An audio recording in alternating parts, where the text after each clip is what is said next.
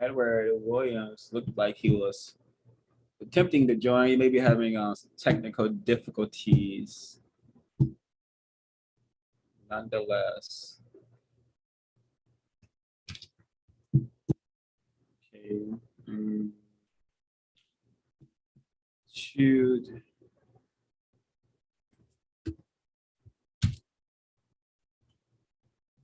Okay, that's done.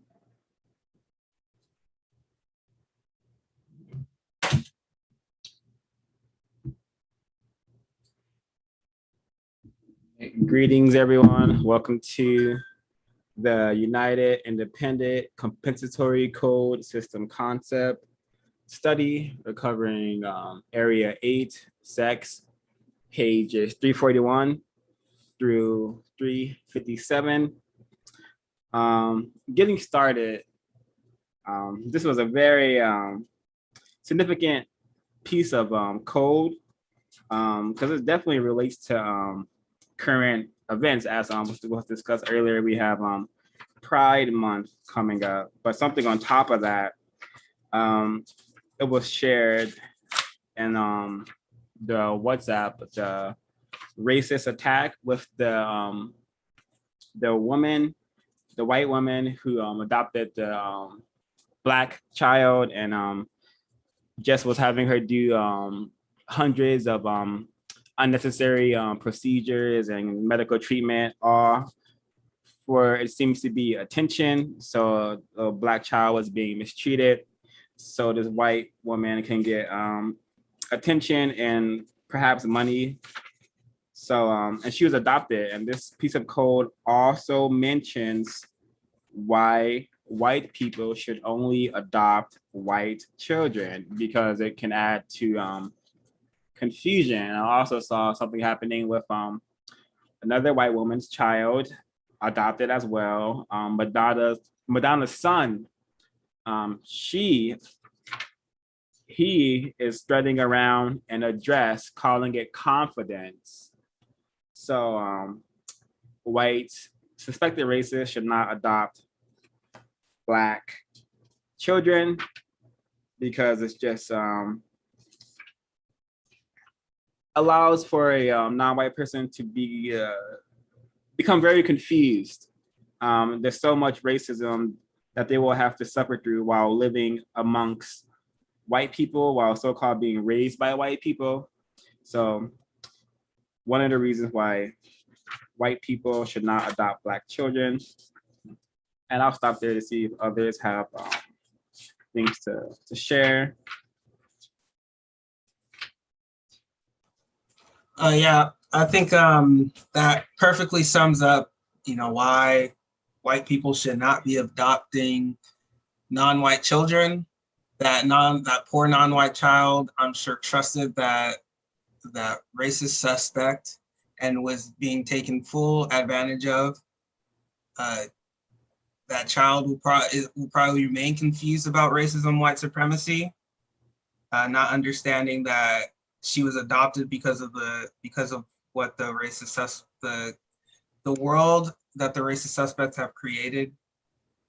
Therefore, she I guess she needed to be adopted.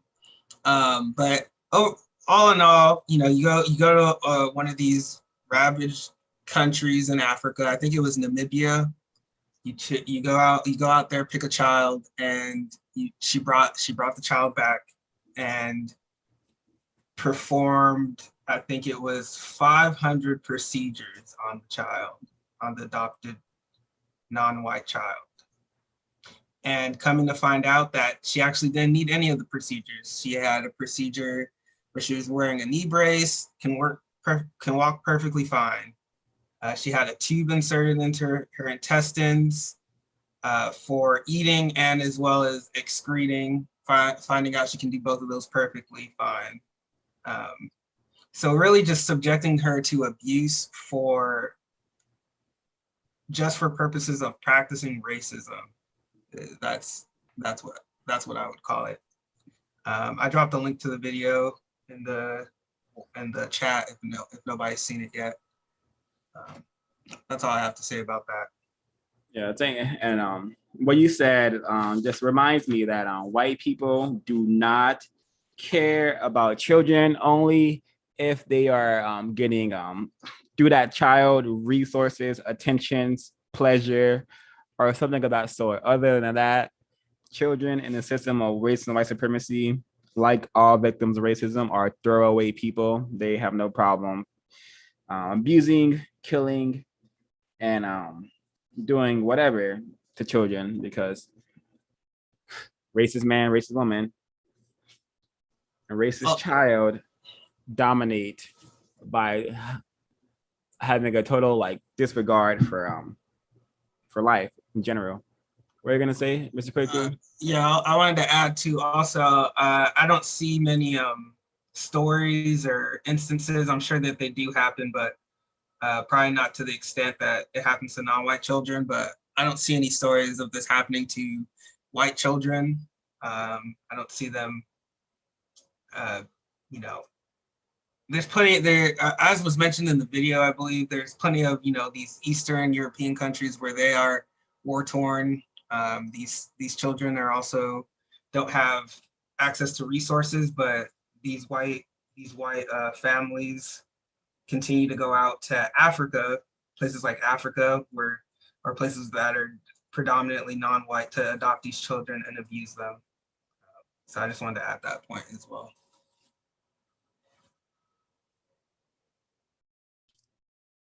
Go ahead, Ms. B. Hello. I remember when I was when I was extremely confused, I used to think that that was a good thing. Like especially when Angelina Jolie, when she adopted, I think, yeah, Maddox. I think Maddox was the first one. I was like, wow, that kid's gonna have everything, she has money. Oh, he'll get a good education. I was happy for for Maddox, for the first non-white child that she adopted. I think that's his name. And then when Sandra Bullock's, I think her name, the actress, when she adopted the kid and she divorced a guy who who was racist, who admitted to be racist, or he did something that was racist, something like that. I was like, oh, wait a minute. That's what made me pause. I was like, oh, that's not a good thing that they're adopting these kids. And I had a coworker. He adopted a um, non-white so-called Chinese little girl, and he told me that black kids are cheaper, but the reason why he adopted the Chinese girl because he's going to raise her to be Jewish or something like that, and she was going to be like more like she'll be accepted in his community more than a black child. So that's why he got her. And I was like, wow, okay. I just wanted to put that in there.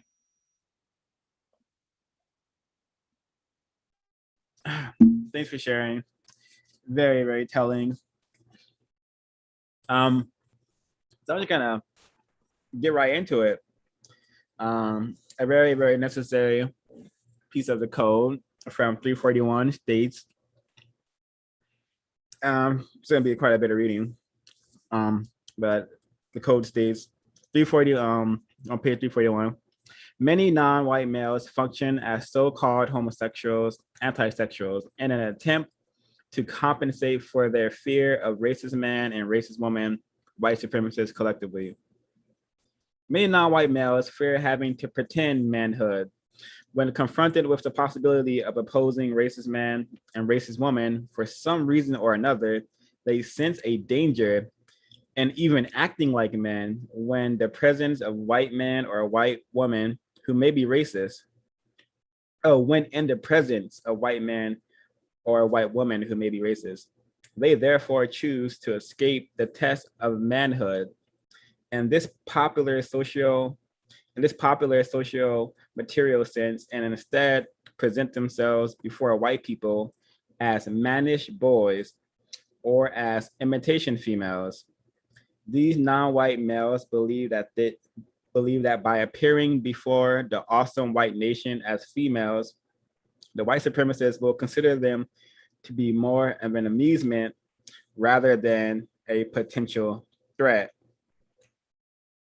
Many other non-white males attempt to avoid this hostility. My bad, I skipped the part. In a socio-material system dominated by white supremacists, the supreme and only functional test of so-called manhood for non-white male. In a socio-material system dominated by the white supremacists, the supreme and only functional test of so-called manhood for a non-white male is the manner in which he conducts himself and his interaction with racist men and racist women.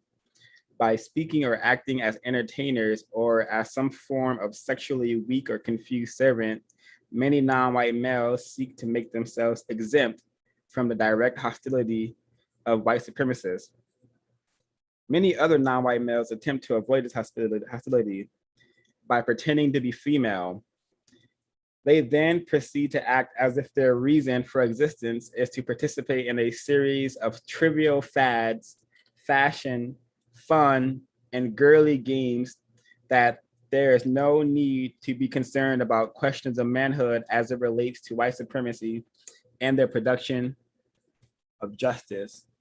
So I think this piece of the code is really accurate and correct, but I also think a lot of the it possibly could be described as fear as well. But I'm reminding of the ISIS papers when a Black child, non-white children, they see the way men, so-called Black men, Black males are treated compared to Black females, and they are often exposed to their Black male so-called leaders being assassinated and killed. So their little brain computer begins to understand that females are treated less harshly than Black males. So their brain computer then creates the idea that I could just be a female. So they go ahead and be a female. So I guess that is fear. Now that I say it out loud, I think about it, that is another example of fear. Just two very different ways of describing what's happening, unfortunately.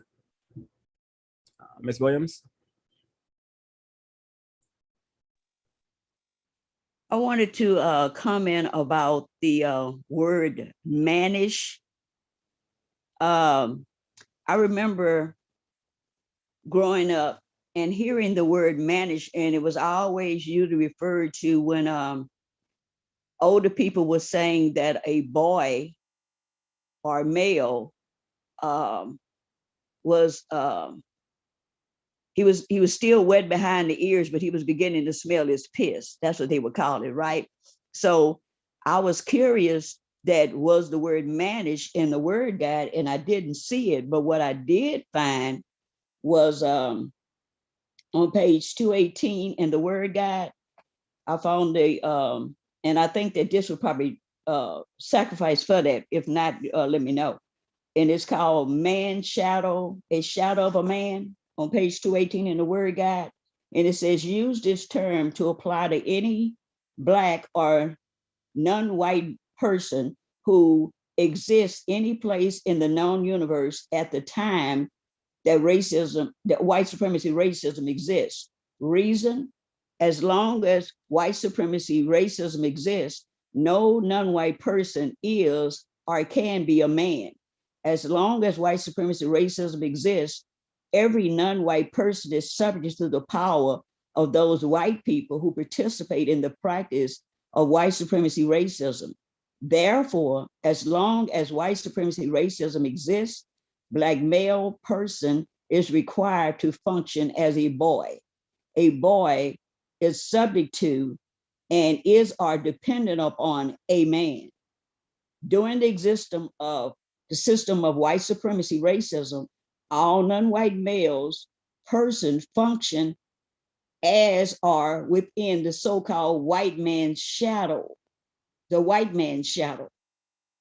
A non-white male person under such condition is only a shadow of a man. He is only a man's shadow. A man's shadow only acts when a man acts, when the man acts rather. Most of the time, such a shadow person acts in a manner that is greatly distorted. Such a shadow person, like any other person of a person, creature, or thing, performs in a manner that is aimless or meaningless when compared to the person, creature, or thing that makes the shadow.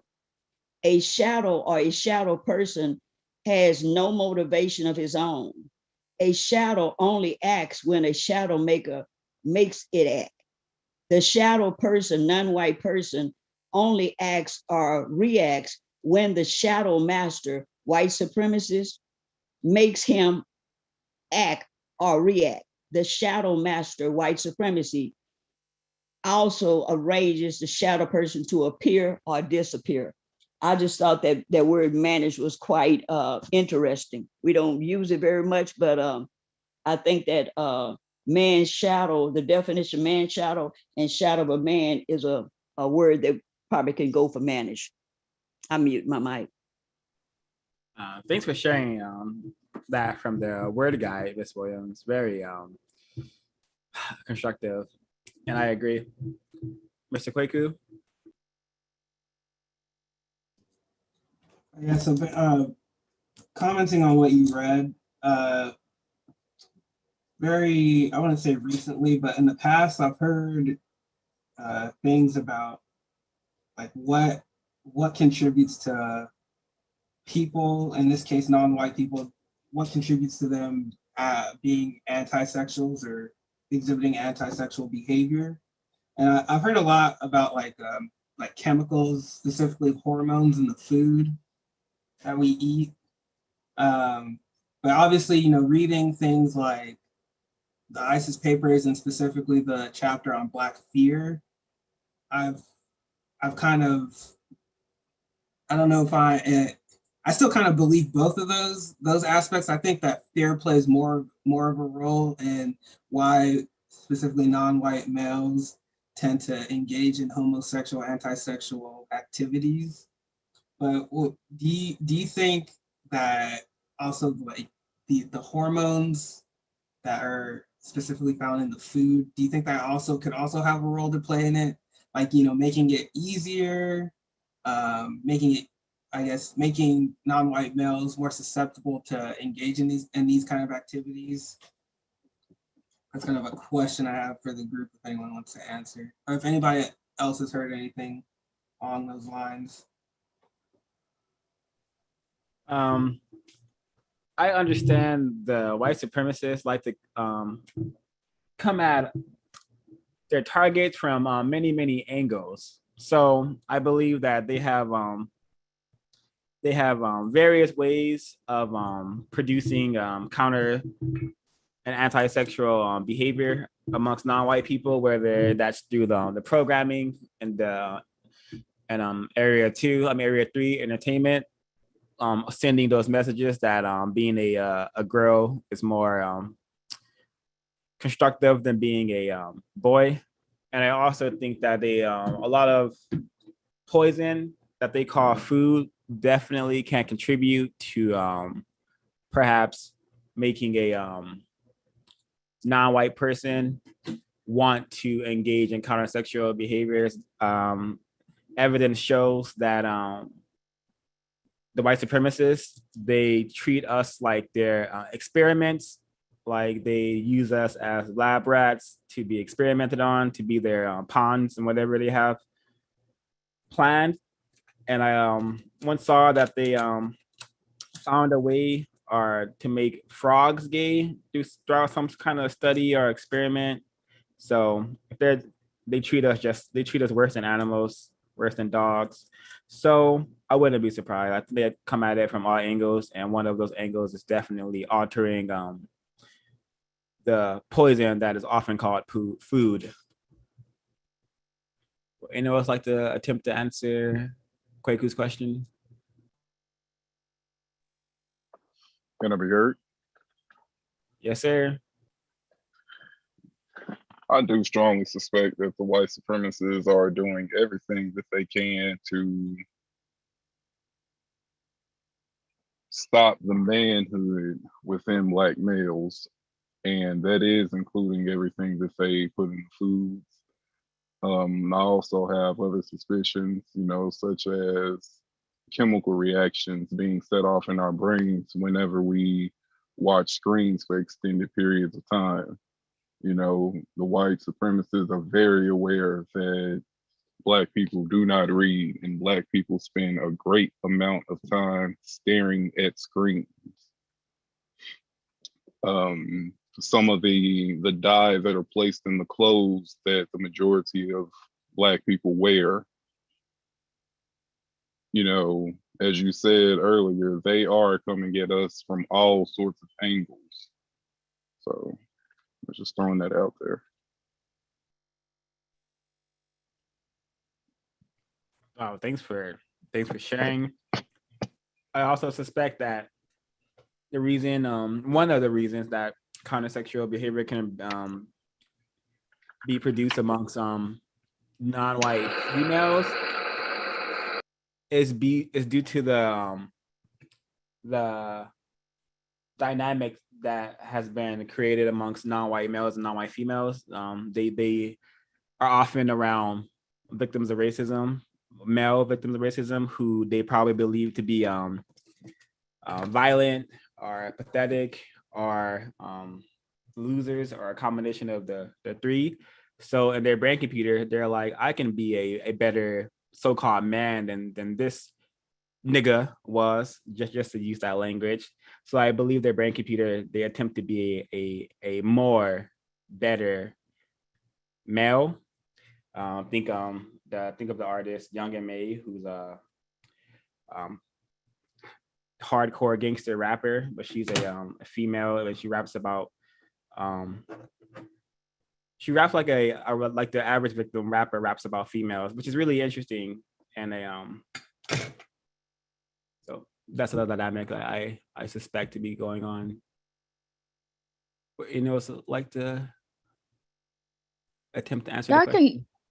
I can share. I'm not sure I have an answer for the question, but I have a comment. So one of the things that I'm thinking about, especially on page like 342 to 43, with all the sexual terms and categories, it's almost like the system has like set people up to not just be a male or female and have intercourse in that way. They kind of just have like, oh, you can do, if you're labeled like pansexual, that gives you the right to have sexual intercourse with anything, like anything, you know what I mean? So it's like one of those things where they throw all these terms out to just identify yourself, and then that is like almost the right way for you to behave.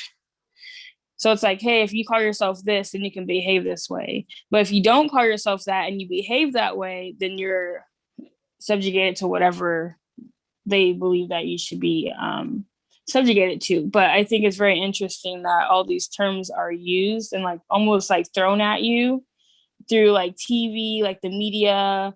A lot talks about in like education, like lower education. Trying to think of other places, but you kind of learn these things throughout the society if you don't have someone close to you or in like your proximity that is identified as like gay or I just forgot the word I was going to use. But yeah, so it's just very interesting that all of these words are kind of just like thrown at you, and then you get to like make your definition up, and then you get to act that way, and then that's how you're accepted into society. Yep, especially go to Area 2 Education does a grand job at introducing victims of racism into all these so-called sexualities. I went to so-called UC Berkeley as a confused victim. I just thought I was straight, but I left there thinking, hey, maybe I am pansexual, maybe I am queer, I don't care for the norm, for the status quo, people could do whatever they want, I don't really care. But that's just the confusion that can be created, and the nonsense that will be spread when you have like, it's about I don't know, I want to say like 50 or so, maybe 40 or so, probably over 50 or so sexualities, sexual categories that is in the code book. And I'm sure many of these will see use once the white supremacists see fit. But very interesting. Are there others like to attempt to answer the question or share some notes? I'll go in response to the question. Yeah, I do think the food and stuff has been tampered with in some form or some way. There's really not too much we can do about it as victims. We just don't have the scientific ability to investigate the food and even counter. The only thing we can do to counter is limit what we eat and not eat certain things and stuff like that. I also think with the entertainment area 3, seeing images of two individuals of the same sex or gender act out certain things, it registers in your brain computer, so you see how it's done. I think if you don't get those images programmed, you don't see them, then you can't think about them. You don't, because I don't know how that stuff goes down, the mechanics of how it works, and I don't want to know. I don't want to see any images, but if you don't see the images, then you should be fine. And they, especially with all these the terms on page 342, we might see some of these being used within the next decade or so. And hey, the code book had that term listed first, and in regards to anti-sexual and counter-sexual, non-white males and whatnot. I know I shared the one document. It had been mentioned in the Wellesley Institute, the Howard University student handbook, and on pages 37 and 38, it has a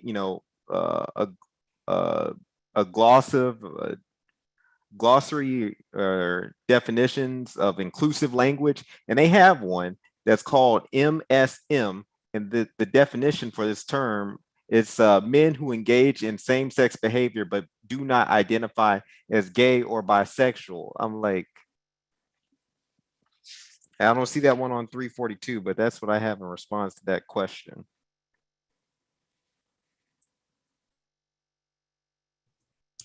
Wow.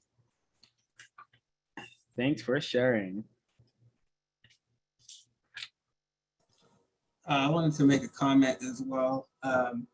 So regarding anti-sexual behavior, I don't know a lot of people who classify themselves as homosexual. I do know a few, but a lot of times when you are interacting with them, kind of watching them interact, it's almost as if they are kind of children, not really wanting to be serious about certain tasks, right? Just doing things that I guess come with growing up, just kind of wanting to, do childish things forever, such as playing video games, hanging out forever, etc.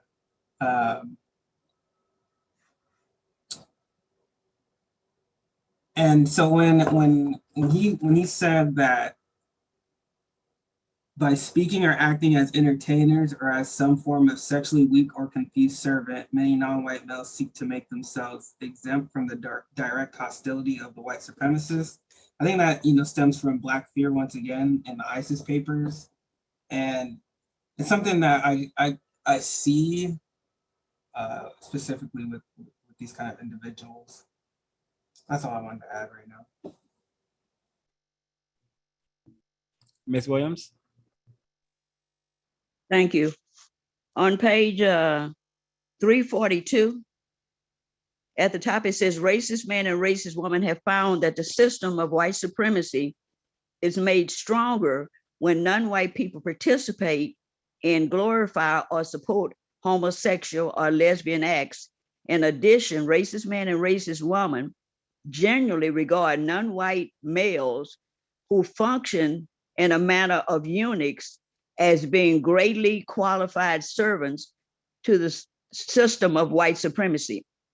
The degeneration of many non-white people is one of the major strategies that white supremacist races use against the non-white people in the known universe. I was looking for the word. I love my word guide. I just love it. So I wanted to see, was the word eunuch in the word guide? It wasn't there. So I'm going to use my eclectic pluralism time now to say I'm a Christian for right now, to explain this. Okay, in Matthew chapter 19, verse 12, it talks about, I'm going to read from the, read from the New International Version, Matthew 19:12, and it says, for these are eunuchs who were born that way and there are eunuchs who have been made eunuchs by others, and there are those who had chose to live like eunuchs for the sake of the kingdom of heaven. The one who will accept this should accept this. So that's where I went to get the word eunuch, because I knew it was mentioned there. It was also mentioned in Deuteronomy chapter 23 and 1. And when these people were used as servants for whatever reason back then, the eunuchs were not a threat to the sovereign rule, because they knew they could not establish a dynasty because of their sexual disability. And then the law of Moses forbid them to even enter the temple. That's where Deuteronomy 23 and 1 comes in.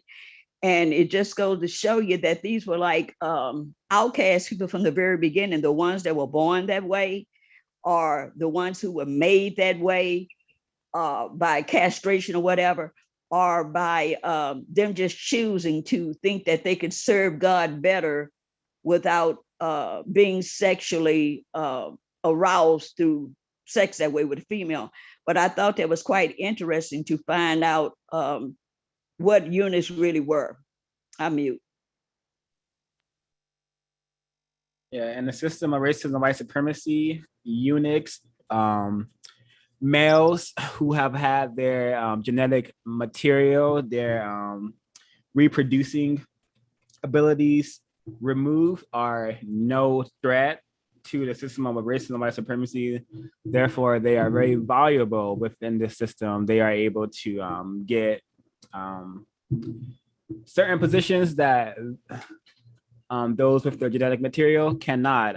This is why it's very commonly known that in the earlier days, so-called Black homosexuals were could get hired more frequently than a non-homosexual Black male. And that is because in the system of white supremacy, the homosexual is not a threat, because in most cases, my bad, not a person who practices homosexual behaviors is not thinking about, procreating or, countering racist men or racist women. Not saying that the average non victim of racism is attempting to counter a racist man, but perhaps the chances are increased if a person is not practicing that behavior, not yet known. So I'm gonna carry on what you have read from, because it's very significant. The code states 342 again. It is logical to expect racist men and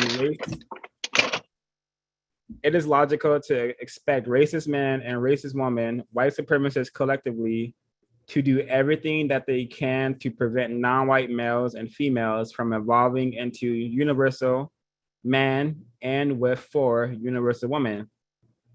Therefore, during the existence of white supremacy racism, there is reason to believe that racist men and racist women may or may not produce and or promote many so-called sexual categories that may or may not seem strange, harmless, or harmful. If they do this, there's reason to believe that they do so in order to expand, refine, and make more effective the sexual confusion that they promote among the non-white people of the known universe. So, I think just the reality that people have bought into the many different sexual categories just is a prime indication of how just how we have been severely victimized by the system of racism. Because I remember when I was a young toddler, and I saw a male and a female. I love it. That makes sense. They go together. It's supposed to be male, and it's supposed to be male or female. That's all it's supposed to be. But 2021, they have got us thinking that everyone has the right to love everyone. First of all, love does not exist on planet Earth, and everything that we participate in has been programmed within us. So whether we are practicing homosexual behavior or not, everything we're doing has been programmed within us because we're reacting to this force of racism, whether we like to admit it or whether we like to have that awareness or not. That's what's happening. So the reality that people are participating in so many sexual categories is just a prime indication of how retarded the system has made us. Because I think the average child who has not been exposed to a lot of racist content in area 2 and 3, I think they can say automatically, yeah, that the male and females should go together, because that was pretty, it's like a universal, law right there. But racist men and racist women, they make all laws of this current known universe, unfortunately. So it's our goal to attempt to become a universal man and universal woman. And if folks attempt to disrupt our process and attempting to become that, then they should be highly suspect. And yeah. Anyone like to share notes, comments, questions? Just a comment real quick. So I see when the code says that racist man, racist woman will do everything that they can to prevent non-white males and females from evolving into universal man and for universal woman. I see how, with the Black Lives Matter movement, how it went from the emphasis of, tackling the issue of racism to now adding the issues of, I don't even know what you call this, the issues of anti-sexuals, and kind of, morphing that and really taking the focus off of actually stopping the system of racism, white supremacy, ending that system. So I feel that that's one of the tactics that that racist man, racist woman have been using in order to keep non-white people from evolving into universal man and universal woman. I don't know if there's any other tactics that we can identify here. Yeah, and it's so tragic because I once thought, it could be constructive to participate in a homosexual behaviors. I would see like the pride parade come in, and everyone would like go to it. I never participated, but I didn't think it was a destructive thing. But when I heard Neely Fuller say that they'll come pick up a Black person to lead the gay parade, but when it comes for like getting nutrient-rich food or getting adequate housing or ending the mistreatment, it's like crickets, So why can't a Black male, Black female lead the gay parade, but can't, find their ways into some, adequate housing or free of mistreatment? And that's because it seems to be that this this sort of behavior, this homosexual, lesbian behavior, helps racism, white supremacy, because it just seems that these countersexuals, they just seem focused on looking cute, looking cute, using their time and energy to pretend to be females, whether they call themselves drag queens or entertainers or whatever they like to call themselves. And this is what has helped race and white supremacy for centuries. Black people focused on silly things, focused on being entertainers, and just being so victimized that we don't understand how we are being used and abused and played. Because you gotta be real freaking smart, and racist man, racist woman are insanely smart to convince entire populations to go against nature, to go against the creator's intention for male and females. And but this should not be a shocker. I kind of suspected that white people were a little different when I discovered that bestiality was a thing, because like what Dan mentioned, if it's not in your brain computer, you can't think about it. Like I would not have ever thought that people were having sex with animals ever, because it just seems so alien to me. But white people will show you better than I ever will be able to, because I definitely met two old white people when I was a teenager, and they introduced me, my twin brother, to a white woman having sex with a horse. So the things I've seen in real life from a video. Not, I wasn't actually there watching the horse do it, but you know what I mean. So we should just understand that they are different, and just because they have lesbianism and homosexuality, that's their culture. That's something that they have been doing since they got to this planet, I suspect. And when they gave it to us, they knew it would be really, really just a great sabotage, to say the least. A great sabotage, a great way to sabotage the people and to make them really tragic, to say the least. Miss B.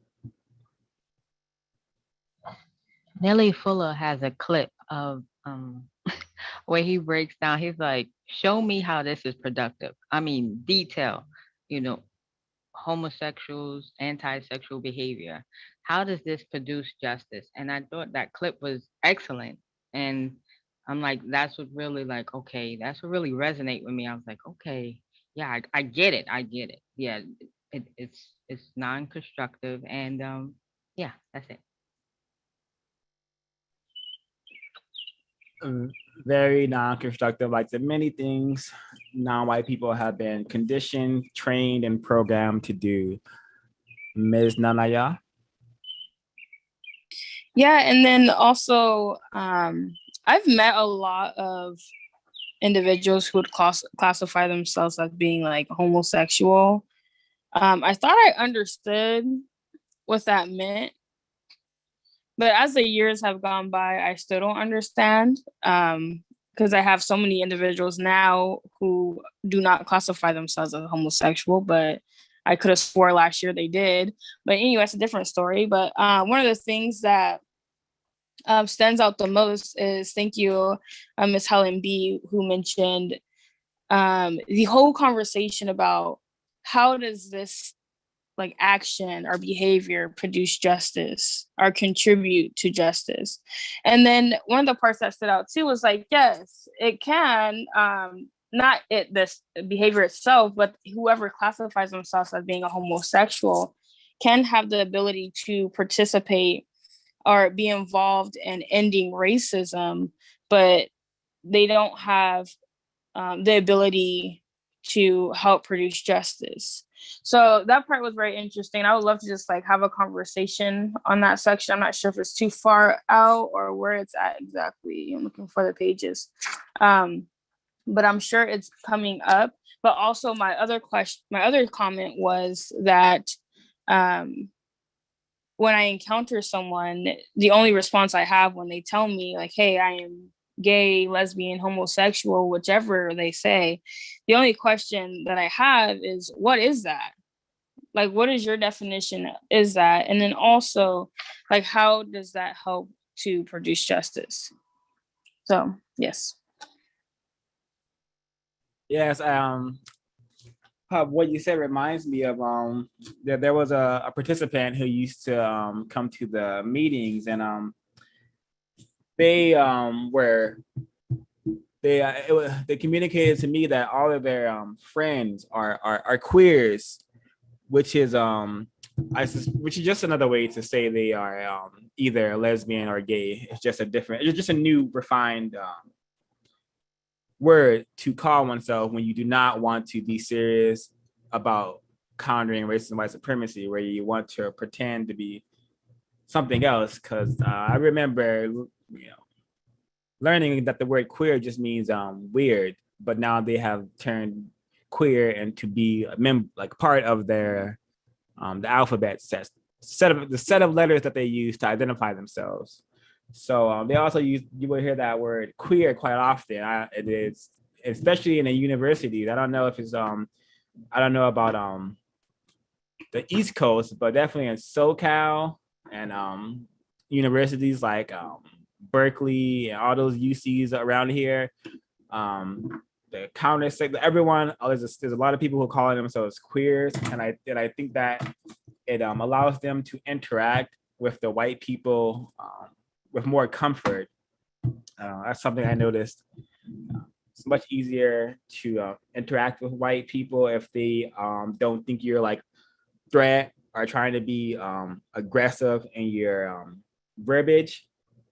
But if you are queer, you're usually quite feminine, quite soft-spoken, which is not something negative, but it's something that racist men and racist women love because they it gives them comfort, and it diminishes their fear that this person is gonna attempt to produce justice or become correct thinking or possibly procreate too much to really produce so many non-whites that we won't know what to do anymore.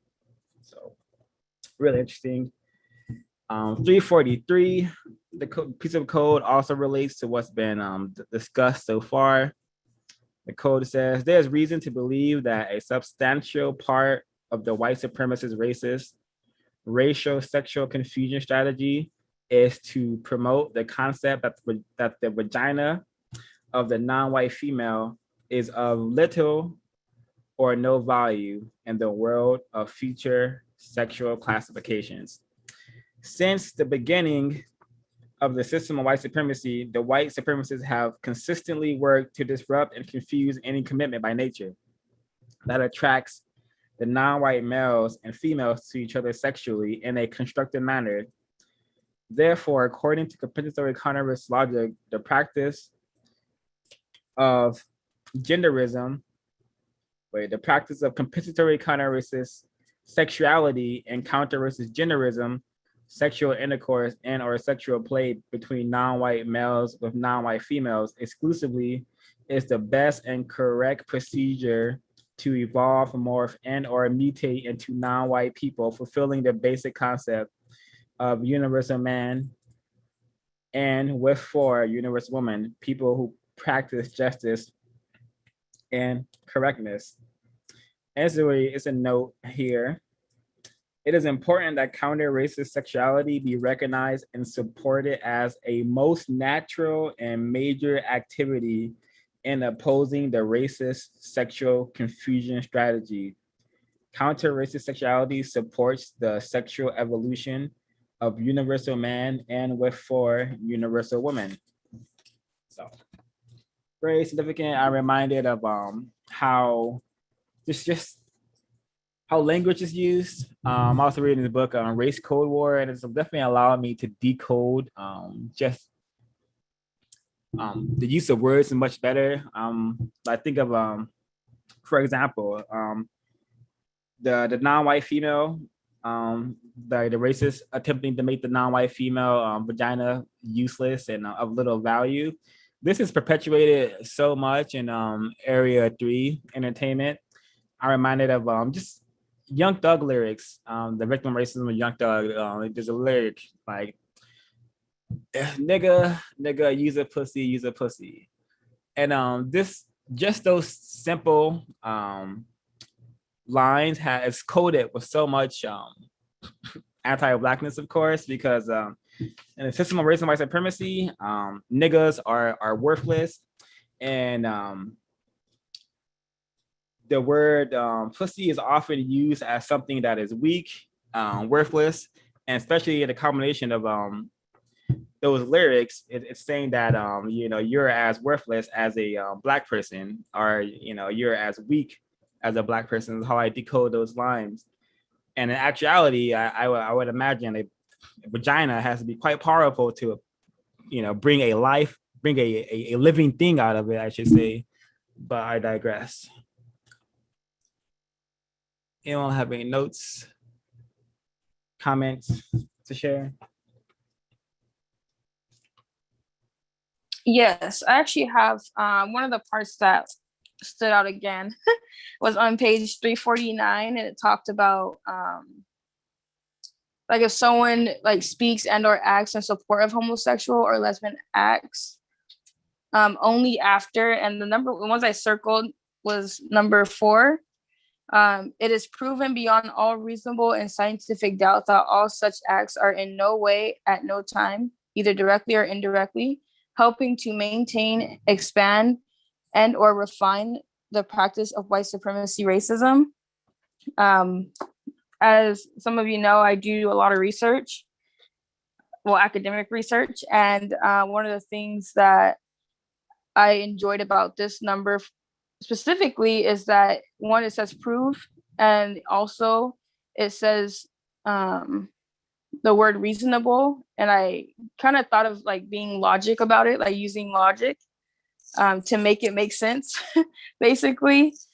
So if someone has, like, I love to hear other people's thoughts on different things. So if someone listening or someone who is practicing homosexuality has different views than this, I would love to hear like what research they come up with and what they have proven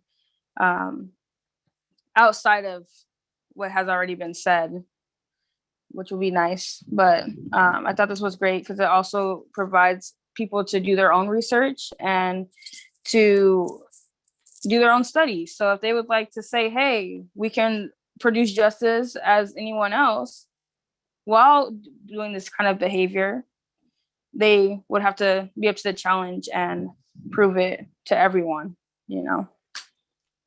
But first, they do have to understand what racism and white supremacy is and what producing justice means in order to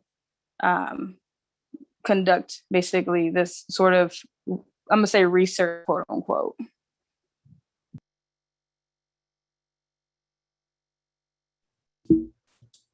Thanks for sharing.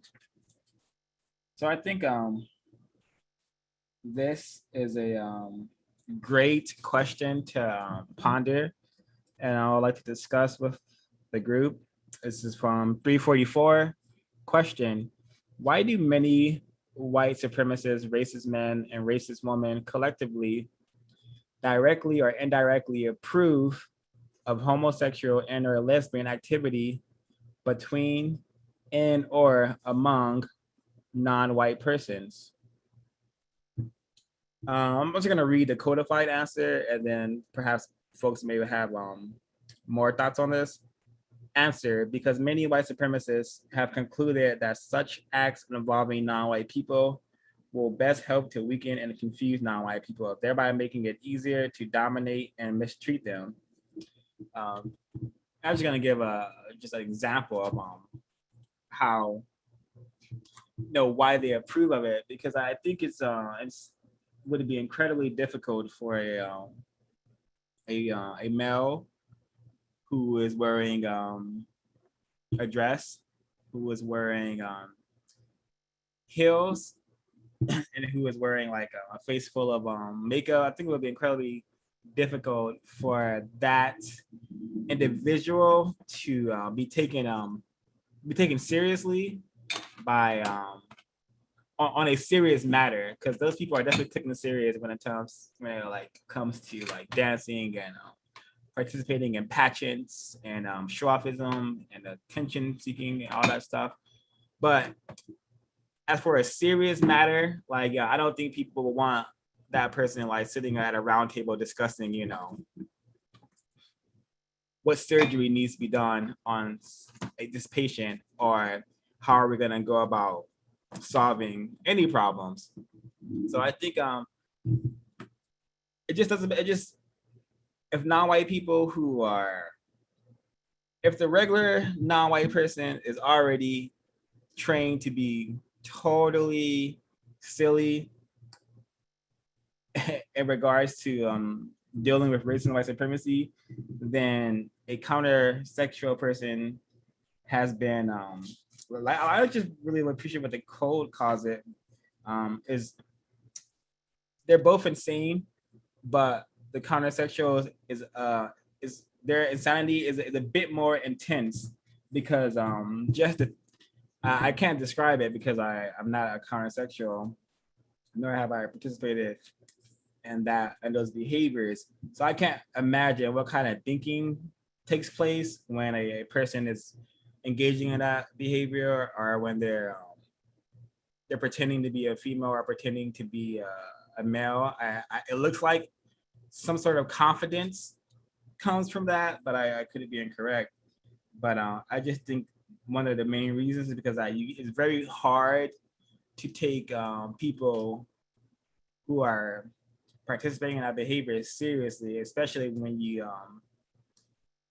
try to like when they speak, everything's all like flat. Everything's like seems to be intense. Like the way they speak, it seems to be very, very like exaggerated, very flamboyant. It's been called, and it's just like they're putting on a show 24/7. And yeah, I'll stop there. I don't know if others would like to chime in or share other notes. I feel like the reason why I think white people, kind of make it more important. I feel like being homosexual, it kind of diverts the actual problem, meaning okay, when you're gay, you're battling people not liking you because of or the issues of your sexuality. You don't have, in their eyes, some people don't feel like it's the color of their skin anymore. It's their sexuality. Now you have a problem with my sexuality. So it kind of diverts the whole situation of racism to focus on the whole sexuality concept of I'm trying to be accepted, even though I'm, gay or lesbian, etc. Except for saying I'm trying to fight for a cause due to, I am a non-white person. It kind of just depletes that problem, because now they're focusing on all these different kind of sexism categories except for focus on what white people are focusing, which is the mistreatment of people because of the color of their skin.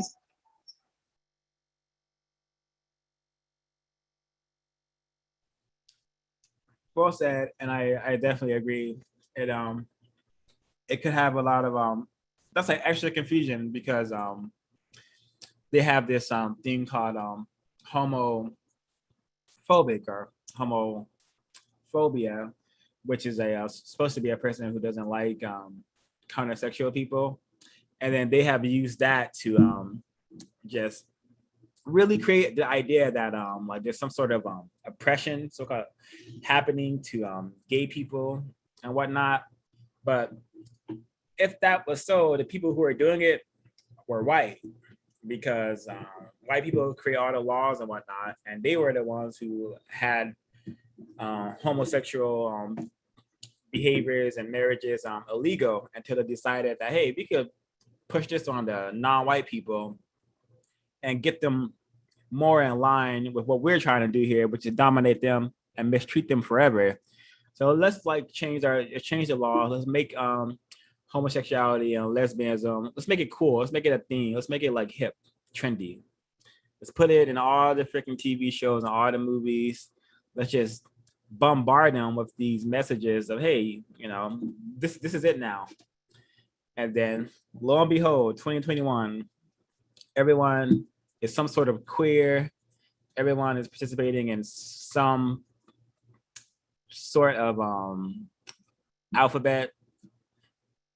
And I think that it's really, really dangerous, the LGB community or whatever. That's a really dangerous entity because it puts very, very confused victims of racism in proximity to white people who will definitely rape them by having sex with them, who will definitely mistreat them because the victims don't know that they're like being used as pawns, being used as nothing more than sexual toys by the white people. So I just think it's really terroristic to have confused victims in proximity to white people and thinking that these white people care about them or that they're some sort of allies or that they're sharing some sort of plight. Like, yeah, we're both gay, we're both being oppressed by the evil non-gay people. So really, really interesting. Yeah, I had a comment as well. So this kind of reminds me of like previously in the chapter when he spoke about like, I think it was like cheating, but you know how oftentimes that will kind of consume the thoughts of people, or at least that's how I understood it. So I understand that when you're participating in anti-sexual activities or, you know, trying to fit into that community, that like Carice said, it takes away from, it diverts the attention from the actual issue. So you're primarily focused with activities that only revolve around sex and who you can have sex with, which don't really serve any kind of constructive value towards ending the system of racism and white supremacy and replacing it with the system of justice.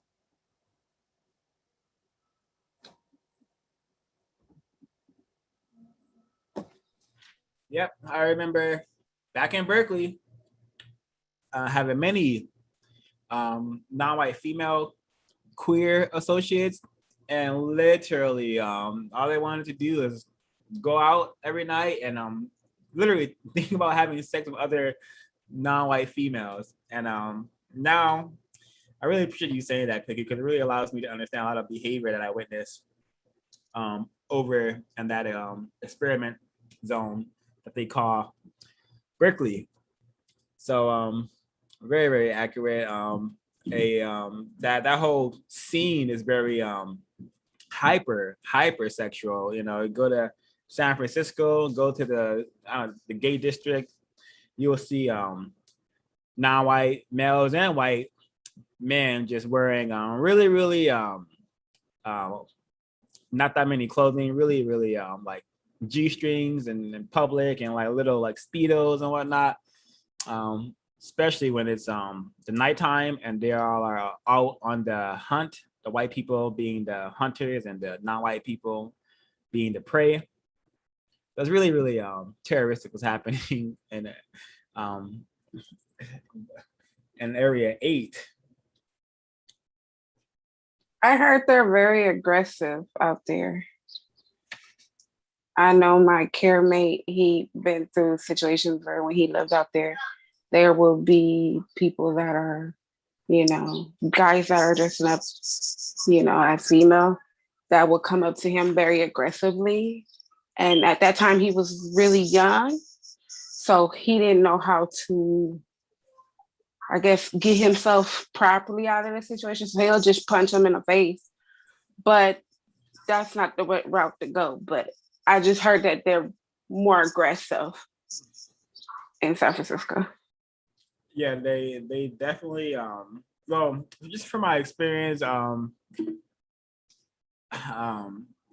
countersexuals in general, like if there's some of them really don't seem to have a issue if they're in their environment, like whether like in their environment being like a club or like a bar, sometimes gay bar. But I don't think your camera was in a gay bar.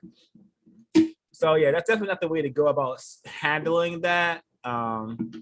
Direct Yeah, he violence. was just walking down the street tending to his business, and it just seems like they would just like gravitate to him. He don't like anything like that. So at that time, he didn't know how to express himself. So if you just come up to him unwillingly, that was just the first response you was gonna get. But that's not the right response. Yeah. And also, another dangerous thing about homosexuality and lesbianism and queerness is that if a victim of racism like has white people in their lives, and if that person is white, for some reason they think that white homosexuals and white lesbians can't practice racism for some reason. But I'm reminded of the racist females, lesbians who kill like a large portion of their black adopted family, I should say. So another dangerous thing when a victim is not suspect of a suspected racist, many things can go terroristically wrong, and a lot of countersexuals and lesbians are not thinking about racism, let alone thinking that their gay white friends are potentially racist and practicing racism against them. So another reason why this whole Area 8 is just so just that. I really like this part of the code because something I asked myself when I was getting into this business of attempting to produce justice. And 345 code states, question: can a person who practices anti-sexual, homosexual, or lesbian acts be effective in helping to end racism and white supremacy and helping to produce justice?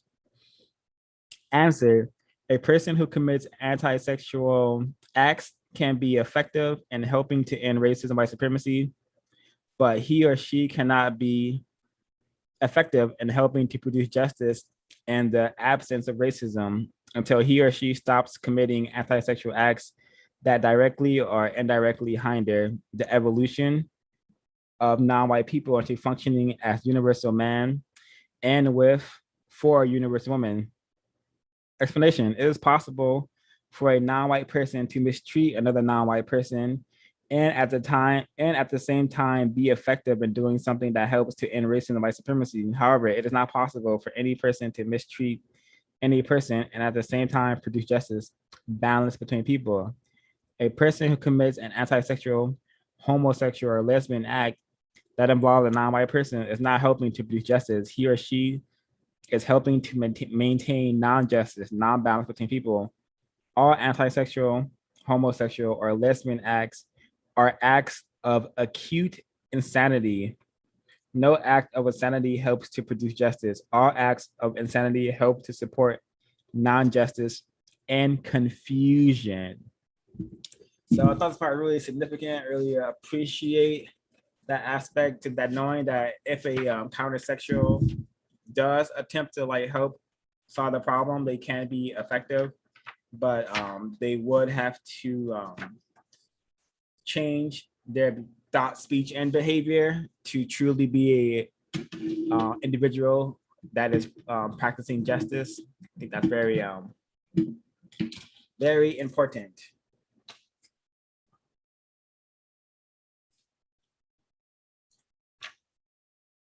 Was there any more notes that others wanted to share? Any portions from the text? And when no one is speaking, I understand if you want to use the raise your hand feature, but that's not necessary. You can just chime in and ask me, please. Yeah, I wanted to add, well, on page 345, Versus question, can a person who practices anti-sexual, homosexual, or lesbian acts be effective in helping to end racism, white supremacy, and in helping to produce justice? Answer, a person who commits anti-sexual acts can be effective in helping to end racism, white supremacy, but he or she cannot be effective in helping to produce justice in the absence of racism until he or she stops committing anti-sexual acts that directly or indirectly hinder the evolution of non-white people into functioning as universal man and with or a universal woman. Nation, it's kind of long, but so that was kind of a question that I've always kind of wondered since being put onto the code, is whether or not somebody who engages in anti-sexual activities, whether that person can, I guess, be useful or be effective in helping to end racism. And I thought that was very well said, that they can be useful in ending racism, but they cannot help in establishing justice until they have stopped participating in said activities. I think the reason for that is because it goes against the production of universal woman, universal man, that because it's an anti-sexual act, right? It's going against nature and what's deemed to be constructive. I don't know. Personally, I don't think it's constructive to. No, yeah, I don't think. Yeah, no. So maybe that's why he says that individual cannot aid in producing justice, but they can help end racism. But I think that also, with that being said, I think a lot of the or majority, I could be wrong, definitely could be, this is an assumption, but majority of the non-white people participating in anti-sexual activities are too consumed and too confused with their anti-sexual activities to be useful or constructive in the production of, too confused to be constructive or useful when it comes to ending racism.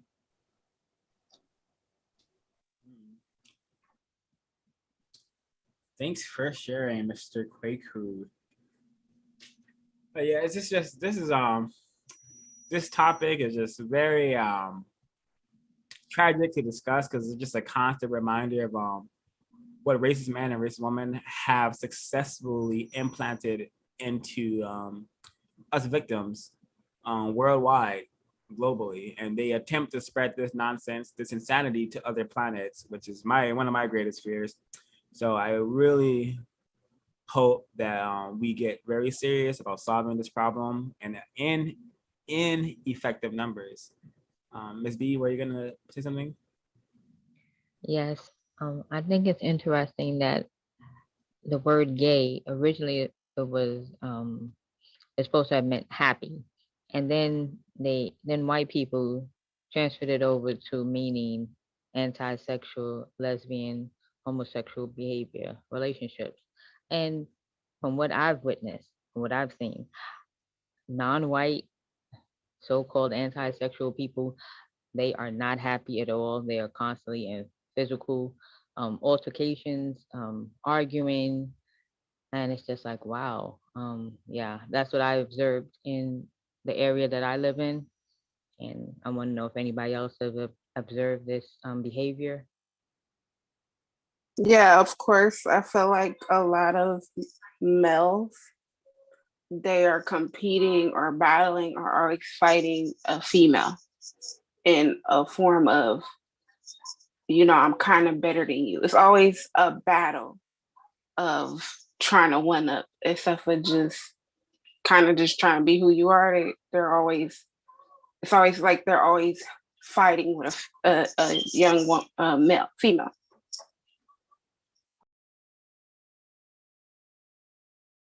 Yeah, I've seen and I had I don't want to call it, there was an associate, many countersexual associates that I've had.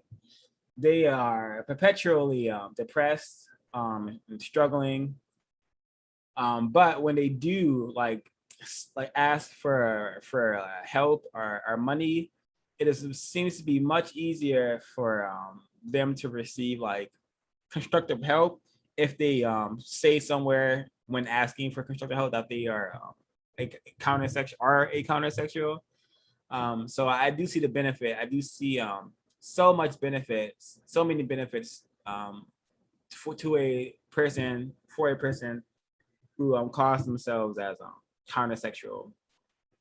And there's definitely it is I know every countersexual person that I know in real life is the same way. They're perpetually like feeling incorrect or depressed or having to consume weed to feel not stressed or not incorrect. So I definitely don't see a lot of gay people who are so-called happy, but I do see how being gay can make one happy if they are truly just involved and attempting to have fun most of the time. Then that person should be very happy if all they're trying to do is have fun and be cute. I think that can be a very happy existence if they are given the trinkets and attention that they seek. Yeah, I wanted to comment on that because you brought up a good point. Something that I've always wondered, and it really goes in on focusing on that concept of, is it an improvement? A lot of times, I've even brought this up at one of the Wilson Institutes, but a lot of times, a lot of people engaged in anti-sexual activities, their quality of life hasn't improved. In most cases, it's gotten worse. They're suffering from all kinds of mental illnesses, physical illnesses, depression, diseases. A lot of them are homeless, and it just seems like the stats, the data tends to show that people who are engaged in anti-sexual activities are more likely to suffer from those kind of things. So also on 344, where he says, question, according to compensatory counter-racist logic, what are the basic statements to make in regards to white supremacy as it pertains to sex, sexual intercourse, lesbianism, and or homosexuality, anti-sexuality? I highlight number 2 because it says, according to compensatory logic, there is no reason to believe that anti-sexual intercourse, homosexual or lesbian intercourse, is an improvement over male-female sexual intercourse.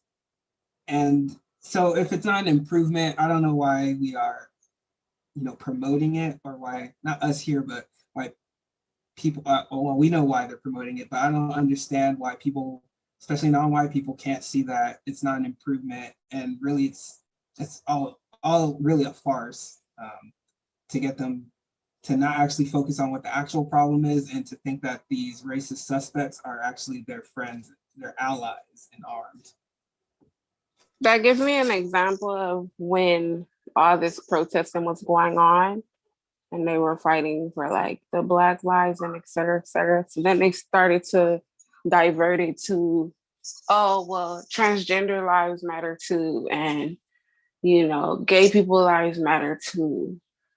Or gay transgenders, So they were just making it more of, we have to be accepting to them too because they are non-white, but they happen to be, countersexuals. So it's always becoming a situation where it's like you can focus on the bigger picture, but they're gonna make sure that it goes somewhere else where all these, counter racist, sexual people were getting murdered in the midst of all that protesting. Have you also noticed how, specifically speaking with Black Lives Matter, there's never been an actual Black male, a straight Black male at the forefront? I don't like to, you know what I mean? Like, there has never been, of all the people who have come up and talked or organized some kind of rally, I've seen Black women, I've seen white people, I've seen anti-sexual, countersexual individuals up there, transgenders, but I've never actually seen a Black male who likes who engages in some kind of constructive sexual activity with a Black female. I've never seen that. I don't know if anybody else has. Yeah, I haven't seen that either. One thing that came to mind, I know how we talked about on page 342, all the sexual categories that are listed. I'm pretty sure that maybe some of y'all have seen that new thing with these whole pronouns and stuff. If it's a guy, it's like he, him, girl, she, her, and then they have the they, them pronouns. And this pronoun thing it's getting out of control, because I had a school counselor, and I looked at the signature on her email, and she has the pronouns on there. I don't even want to talk to this counselor no more. And if you call people by the incorrect pronouns, it's a problem. Yeah, but they are starting to put it to where it's on your LinkedIn, Instagram. People put in their email signature. But yeah, this pronoun thing is something that's going to have to keep an eye on it. Yeah, the pronouns is definitely a refining tool in area A for sure. I remember being introduced to that again at the experimental zone called UC Berkeley. And I was like, they, them, are you more than one person? What does that even mean? How are you as they, them? And now I understand it. It's just rich, racially coded, because they are the problem. The problem is them. And so it's just really interesting how the race war and the form of words is just so genius. It's so genius to get a victim of racism to refer to themselves as they, them, when historically they and them has been the problem. So racist man, racist woman, racist child, the masterminds of the planet currently. Mr. Jola, like to share? Can I be heard? Yes, sir. Okay, perfect. So a few years ago, well, a lot of years ago, I came to a conclusion. I used to see a psychiatrist some years ago when I was younger. Well, not that younger than I am now. But anyway, so little before I started seeing the psychiatrist, I had came to a conclusion that homosexuality is a mental deficiency. That's why it's interesting that Mr. Fuller calls it, saying practicing something that's insane. And so I was wondering if homosexuality was like in the psych books and the psychology books about being some type of deficiency. And so I was talking to my psychiatrist about it, and she said who's a suspected racist, by the way. She said that it was taken out of the psych books. I asked her why, and she didn't give me an answer.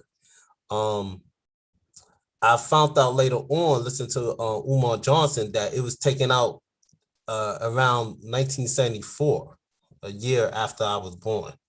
And so it's really interesting that that they took it out at that time too, just when they was just when around the time also Mr. Fuller predicted that Black males will be wearing dresses. During that time, he had made that statement, and he said that everybody was looking at him crazy and like, what? You bugging. But as we see today, many Black males walking around with dresses. So yeah, that's all I have to say. Did you say that 1984 is when it got taken out of the DSM? 74, he said. Dr. Umar said 74. In 10 years before the code book dropped. Mm-hmm. Mm-hmm. Yeah, Dr. Francis Cavosian also mentions that reality that white people took it out of the DSM because they knew because they wanted to use it. that sexuality, racial, sexual confusion against Black people, non-white people. So they had to use the Yurugu. Everything is a worship doctrine. Their written doctrine are worship. Their laws are worship. So they had to take it out of DSM, which is a very, very powerful piece of text in the system of white supremacy. That book is not even supposed to be used to diagnose people, but it still is because the Yurugu, their worship of doctrine and their worship of everything that is material. Hello? You can be heard. Yes. Oh, okay. Something that frustrates me when talking to non-white people about racism, white supremacy, when they bring up, okay, while we're talking about racism, they will bring up the civil rights in connection to homosexual, anti-sexual behavior. They will lump everything all together. It's like, no, we're talking about one topic, one specific topic, and they will bring up, oh, but gay people go through the same thing, or it's a civil rights thing for them as well. And yeah, has anybody else experienced this? Oh yeah, I've definitely I was definitely brain trashed to associate the gay plight with the racism plight, and I got that programming again at the experimental zone called UC Berkeley. So yeah, I definitely see that often. People are either, non-white people are so confused that they think homophobia or whatever is equivalent of racism, white supremacy, which is definitely not the case.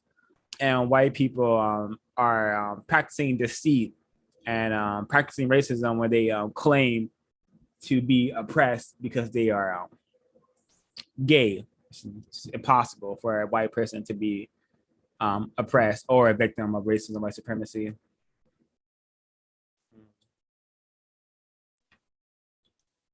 Oh, so I also have something that came to mind too.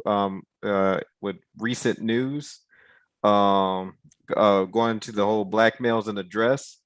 The entertainer Monique, she was calling out black females in regards to wearing, bonnets or something in public.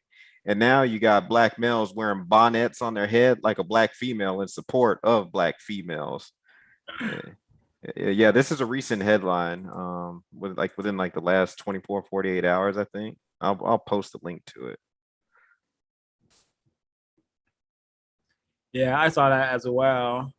And what's really funny is that there was one particular picture of a black male, got a lot of traction. He's wearing a bonnet, and he said, "I stand in solidarity with the black woman."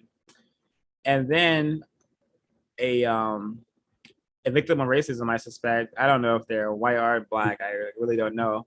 But they did some research on this guy, and they posted his older tweets. And his older tweets, just to be straightforward, just about how he's seeking to have sex with a white woman. He's just like drooling over a white woman, like insert a white woman name. Oh yeah, I think I would like to have sex with her. Things along those lines. So I'm like, wow, we are really just pitiful. We just follow trends.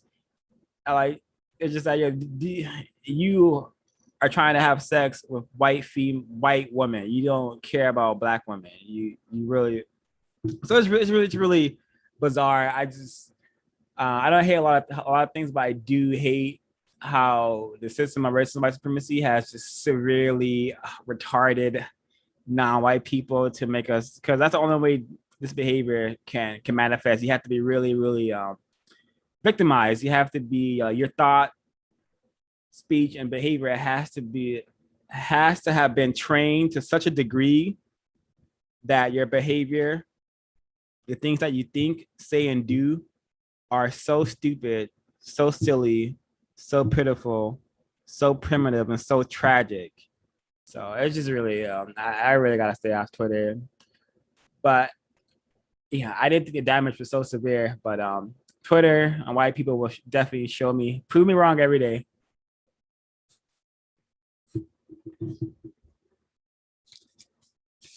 So let me see. I had one on 346. It says, question, which is the best and correct way to describe the behavior of people who participate in homosexual, anti-sexual practices? Answer, such persons are acutely insane during that period when he or she is engaging in a homosexual act. Why so? Answer, because a male who seeks fun, satisfaction, and or affection from another male by inserting his penis into the mouth or anus of a male or animal, or by receiving in his mouth or anus the penis of a male or animal, is during the period of insertion or reception an acutely insane person. In matters of sex or anti-sex, a person is acutely insane when he or she willfully, deliberately, or uncontrollably commits acts that are in effect extremely out of balance, both mentally and physically, with the production of a correct relationship between male and female persons, universal man and look for universal woman. So acutely insane. I think he goes on later to mention that,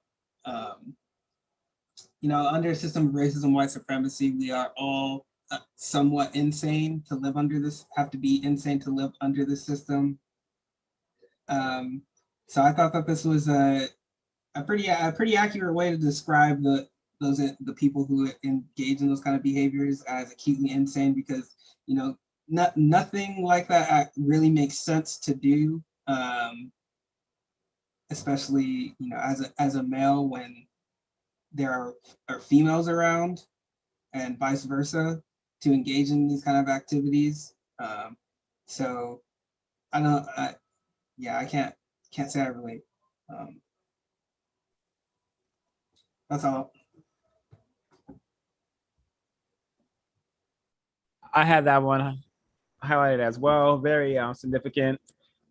And the word acutely, I had looked that up. It just means more intense. It's just a more intense form of insanity, and it makes sense because if I am a black male and I'm pretending to be a man under the system of racism and white supremacy, that is a form of insanity. I'm pretending to be something that I'm not. I'm pretending that I could protect my family and provide for them and all that. Pretending that I have a family, period, is also insane. So, but when you are being pretending to have two males are pretending to have sex, one of them has to in their mind become a female, I suspect, because that is like, the origin of sex. Origin of sex involves a male and female. So one of them has to in their mind become one of that. And that is a definitely intense thing to put one's mind through. And of course the action in itself can only produce, I don't know what kind of thoughts that are producing that, but I know in greater confinement, it seems that some males have been raped by other males, and then after that they have become countersexual with themselves.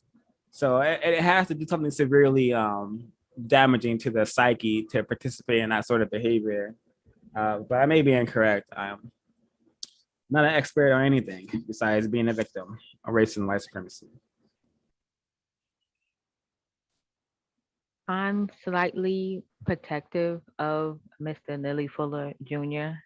because I respect his work so much.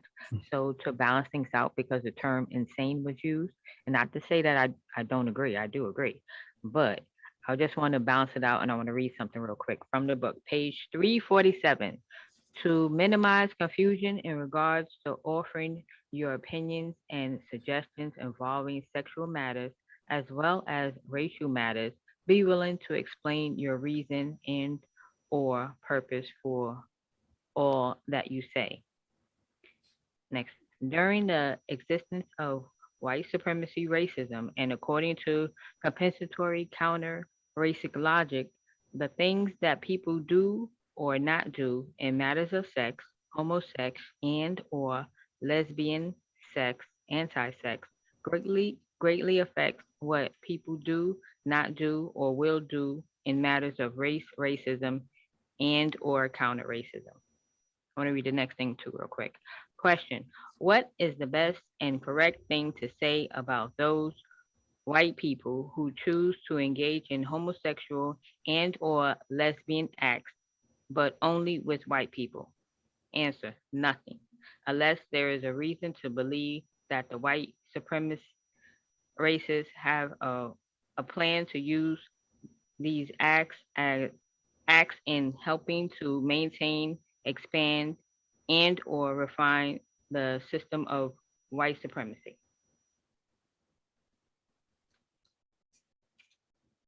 Yeah.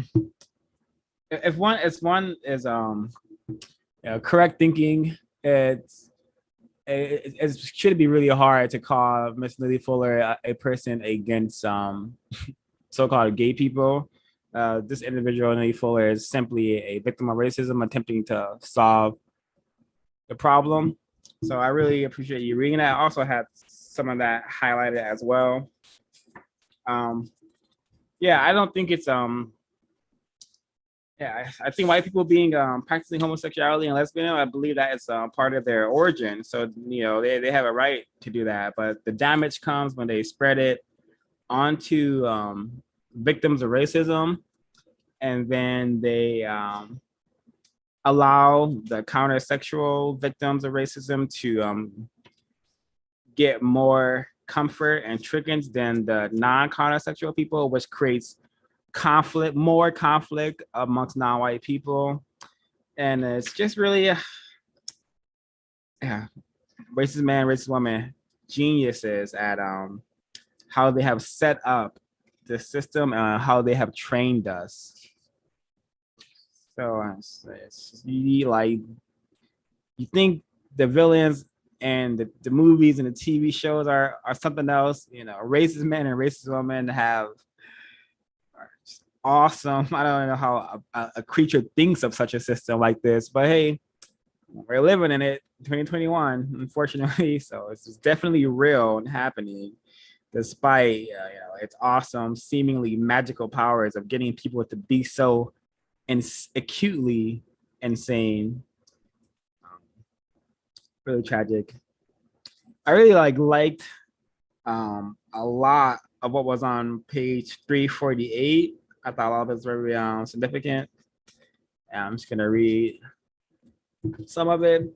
348, the code says, question: what is the correct thing to say when a person says that he or she can't do nothing to stop wanting to engage in homosexual and or lesbian acts? Answer: say if this is true, then it is logical to believe that a person can do nothing to stop wanting to engage in sexual acts with pigs, sheep, goats, cows, or dogs, or engage in sexual intercourse with his or her kin persons or infants. If you are a female, do not wish that you could be a male or pretend to be one. If you are a male, do not wish that you could be a female or pretend to be one. Note: according to compensatory logic, sexual attraction between people can only be between a male and a female. It is incorrect to identify sexual attraction as anything else. Other attractions are other attractions. They are not sexual attractions.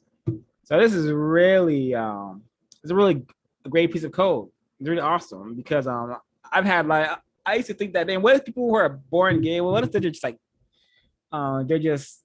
they have just been something has been done to them, genetically by the racist man, racist woman. What if something has been done to them that they just cannot stop? It's the urge, it's just so insatiable. They just have to go and be and participate in those behaviors. What if that's the case? Well, the code says what I just read. So I hope that's not the case. I hope it is a choice. I don't know. I've had to stop being a countersexual, or I never had to stop being it. So I can't understand the thinking that has to go into it. But I hope my suspicions are not correct. I hope this is something that can be controlled, and I hope that victims of racism will develop the will diminish the ego, and develop the will to do what needs to be done to produce justice. Because what I see in the countersexual arena is a lot of well, it's just like I was at this when I was very confused. I was at this after party of like 3 a.m. And I was quite young. I was still in college, whatnot. And there was this transsexual male there. I think he was male to female, and yeah, I was just, I was trying to get some drugs from him. I was like, I'm just, you say you're gonna give me some drugs, so I'm waiting to get the drugs from you. And he's like, you're so cute. We're gonna take you home. Him and this little gay minion he had with him is the best way to describe him. That's what it seems like was going on. They told me they're gonna take me home and have some fun with you. And then my twin brother was like, he has a girlfriend. Yeah, and that is just very egotistical to me for a person to just think that they will just be able to, take a black male somewhere and use them sexually. So yeah, I walked away. I never got my drugs. Fortunately, I never got the drugs that I was supposed to get from that person. But yeah, the countersexual arena are just people who seem to be very egotistical, and maybe that is what happens, or maybe that is the result from their need to look cute and be in high fashion and have all eyes on them. So if the ego was diminished and the will was improved, perhaps that behavior can be stopped. But I may be incorrect, and maybe should just be too wishful in my thinking. Oh, I have something that comes to mind too. I recall Mr. Fuller. He was saying, like, way back, he would get the Playboy magazines and he would, study, research them. I mean, it might sound a little funny, like, getting a Playboy magazine and to conduct research. But if you get these men's magazines and stuff now, right, you might take a look at the cover, it might be in a, female on the cover.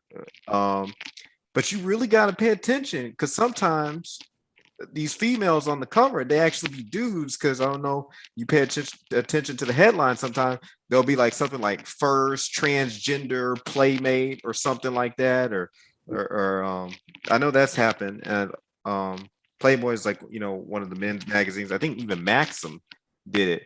Like they have these Sports Illustrated, I think that's one too that did it. But you really got to pay attention, because you might get one of these so-called men's magazines and think you're looking at an attractive female, but you're actually looking at a dude without you realizing it. So yeah, that's one thing I wanted to add. Very great point.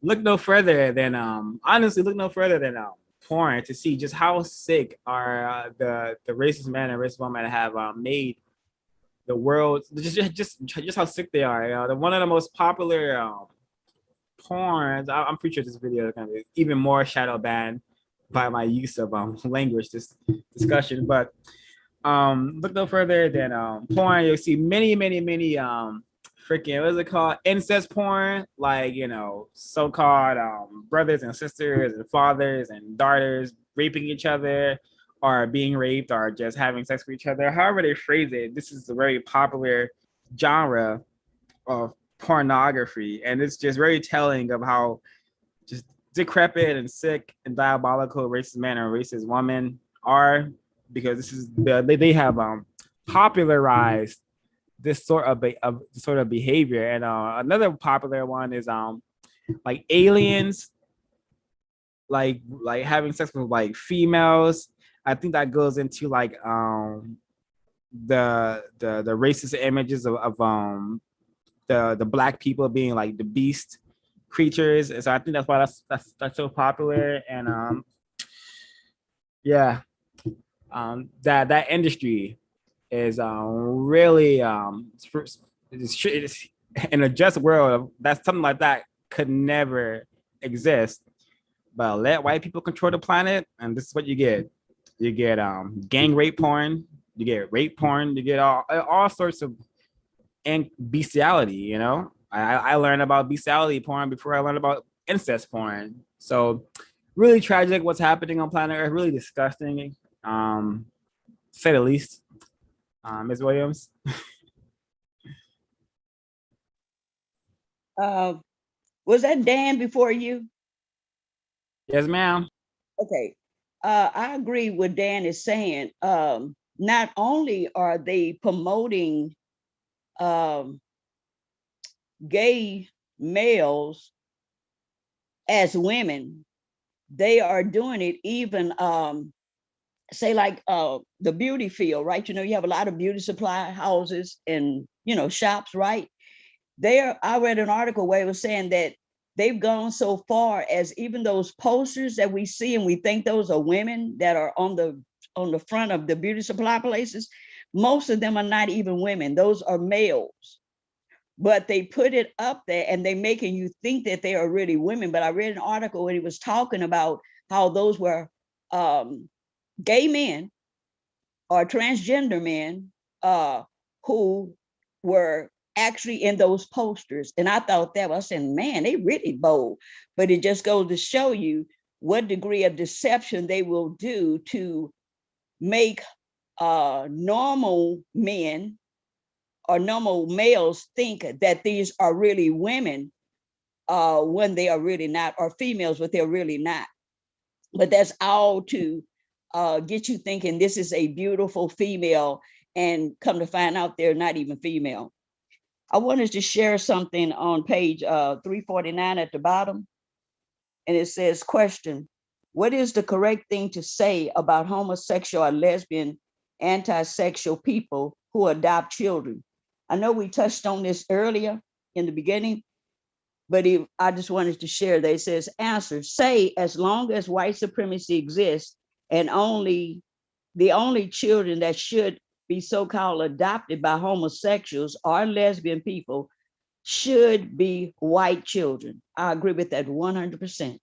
Explanation, there is reason to believe that during the existence of white supremacy racism, a white person that is adopted by a homosexual or lesbian would be less confused, I believe that, and less abused, I believe that, than non-white person who are adopted by the same people. The system of white supremacy racism, by its own existence, is a form of racist confusion, racist child abuse against all non-white people.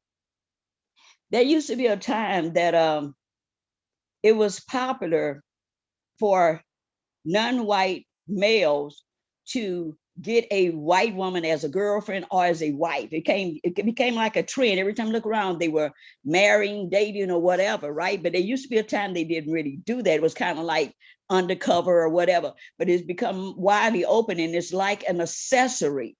That's the way I see it. It's like an accessory. So if a Black male of any substantial money, power, whatever, he'll get a white woman to put on his arm as an accessory, just like they do with these white people tend to do with these pets.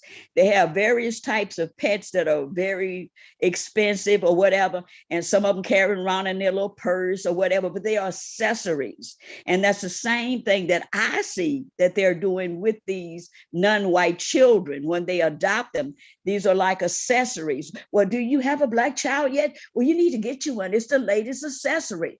And they're not saying that directly, but that's exactly what that is. And that's why you see so many of them are adopting these non-white children, and especially in Africa where they can do it easily, you know what I'm saying? And then what they do with the accessory, like most accessories you do, you wear them for a little while and next thing you know, they're not fashionable anymore. So you mistreat it or you don't take care of it. So for me, I think that it's better if white people want to adopt your own white children. You got plenty of them out there to adopt, plenty. Because I'm not saying it's right to abuse them either. I'm not saying that. Mistreatment is mistreatment. But because most non-white children are kind of used to that surrounding, it don't affect them the same way a non-white child would if they put in a predicament like that. You know what I'm saying? Their mindset is totally different because they're thinking, okay, you like me, you love me, you care for me. That's the reason why you adopted me. They have no clue. That's not their reason. I'm not saying all, but I'm gonna just say the majority of them, that's not their reasoning. That's another accessory. That's the latest accessory. So if I get me one, let me see how many more can I get? Because you see a lot of these celebrities are getting several children, several non-white children, right? And it's like the more the merrier, and it's all about the accessories. What accessories do you have? It's about the latest accessories. And it's time to stop making non-white children your accessories. Make the white children your accessories. They look this good to me. I don't think they need to ever. Well, they probably can if the system of racism, white supremacy has ended, and we have a system of justice in place where we're practicing not mistreating anybody. And when a person has a need, you make sure that it's taken care of. But since we don't have that system, leave our Black children alone and go ahead and keep your white children. I'm mute. Yeah, very well said, Ms. Williams. Very common in the system of racism, white supremacy for white people to adopt non-white children and for those children to end up countersexual. I suspect it's because of the immense racial aggression they receive while under well in that sort of like captive state. Charlize Theron, a Black adopted child, almost countersexual. Madonna's Black adopted child, countersexual, or at least wearing a dress. So really incorrect. We want to avoid those occurrences. So white people, for those who are the few white people who are listening to this, please tell your fellow whites to stop adopting non-white children. It's very incorrect. Yeah, I'm reminded, thefairDevil.com, great website.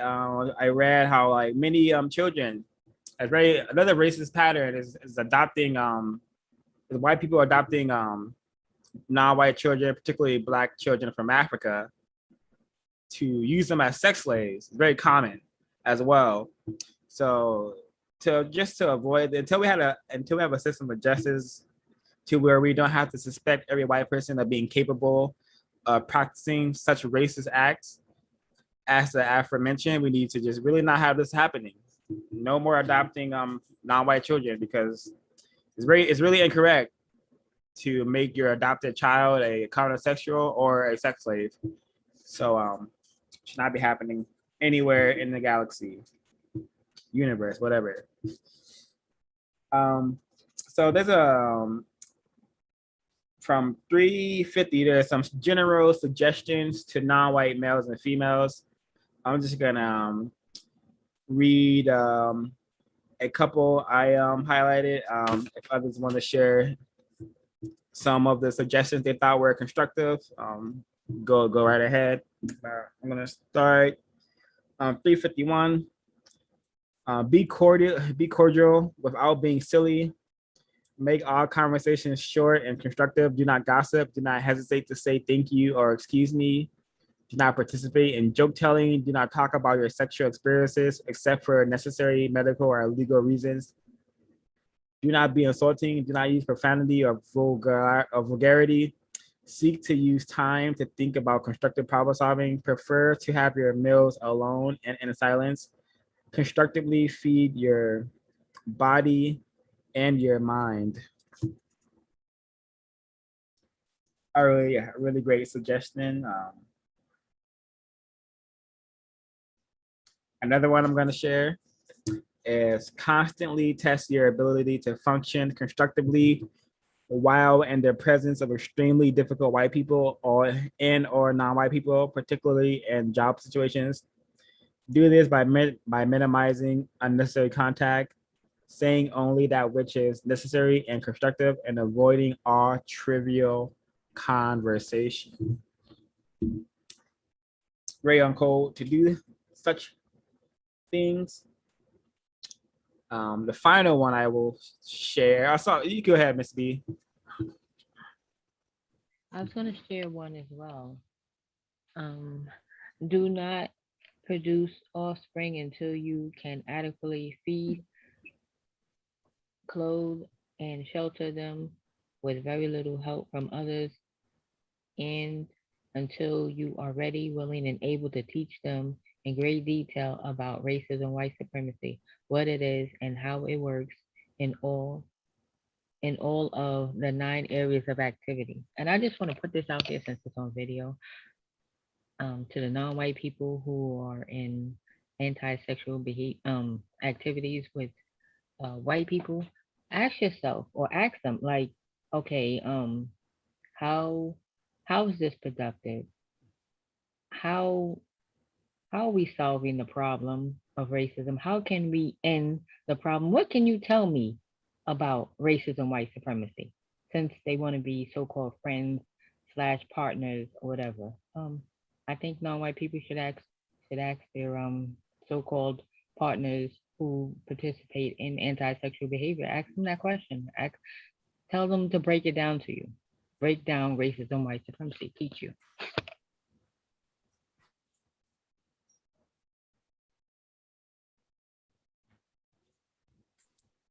I have a point I'd like to read on there. Page 350.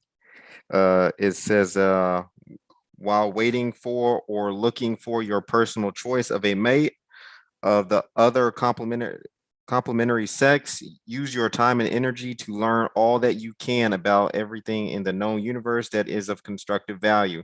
Also use what you learn to try to make yourself as confidently self-reliant and as constructively non-dependent on others as you possibly can. I think that's a good point, because especially when you get into starting to get on code, you ain't gonna have many associates, let alone if you'd like to have a care mate or whatnot.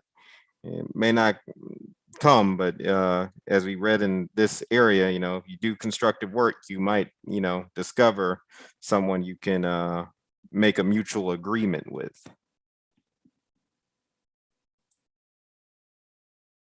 Yes, It's okay. Can I add to that real quick? please, sir. So yeah, I've heard Mr. Fuller say, he talked about the word handsome, and meaning that he explained the word handsome as being able to do something with your hands. So basically he was saying that by being constructive, doing things that's constructive of constructive value, that in itself will make you attracted to the opposite sex. So people who seeking or looking for somebody to be with, by you doing constructive activities, I guess that will show. Your actions or what you've done will show, and that will have people will be flocking to you. People will come to you. So I think that's what he was saying. If I said it correctly, yeah, that's it. Well, I love that logic. Makes so much sense. Being able to do things with your hands, constructive things with your hands, should be quite attractive to non-white females. Hopefully. I really like this. This is the last suggestion that I'm going to share. So do not regard any constructive work as something in the way that is keeping you from doing more important things. Regard all time and energy spent doing constructive work as a normal part of your growth as a constructive person. Seek to make all constructive work entertaining. This is something I work on every single day because it's the type of programming each victim receives is like so unique because of how just how sophisticated and complex the system is. We all receive it. We all receive similar programming, but it affects us differently, and depending on how we spend our time and energy. So very, very significant. I really, really like this. Just everything I'm working on. So sometimes can feel very, very taxing. And like, I don't want to do that. I just want to go back and do just want to play video games, chill. I'm really not trying to. I'm trying to write this book. It's just it's not something I'm programmed to do. But I have to. I have to do it.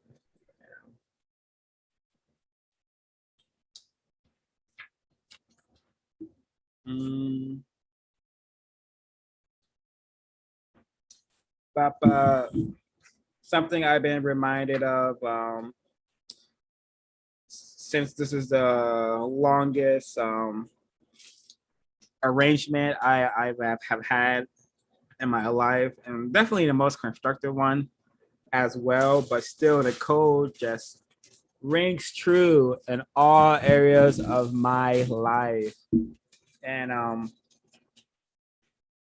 this part from 353 says, note, during the existence of white supremacy and according to compensatory counter-racist logic, it is correct for every non-white male to regard every non-white female who agrees to have sexual intercourse with him as having done him an unearned favor.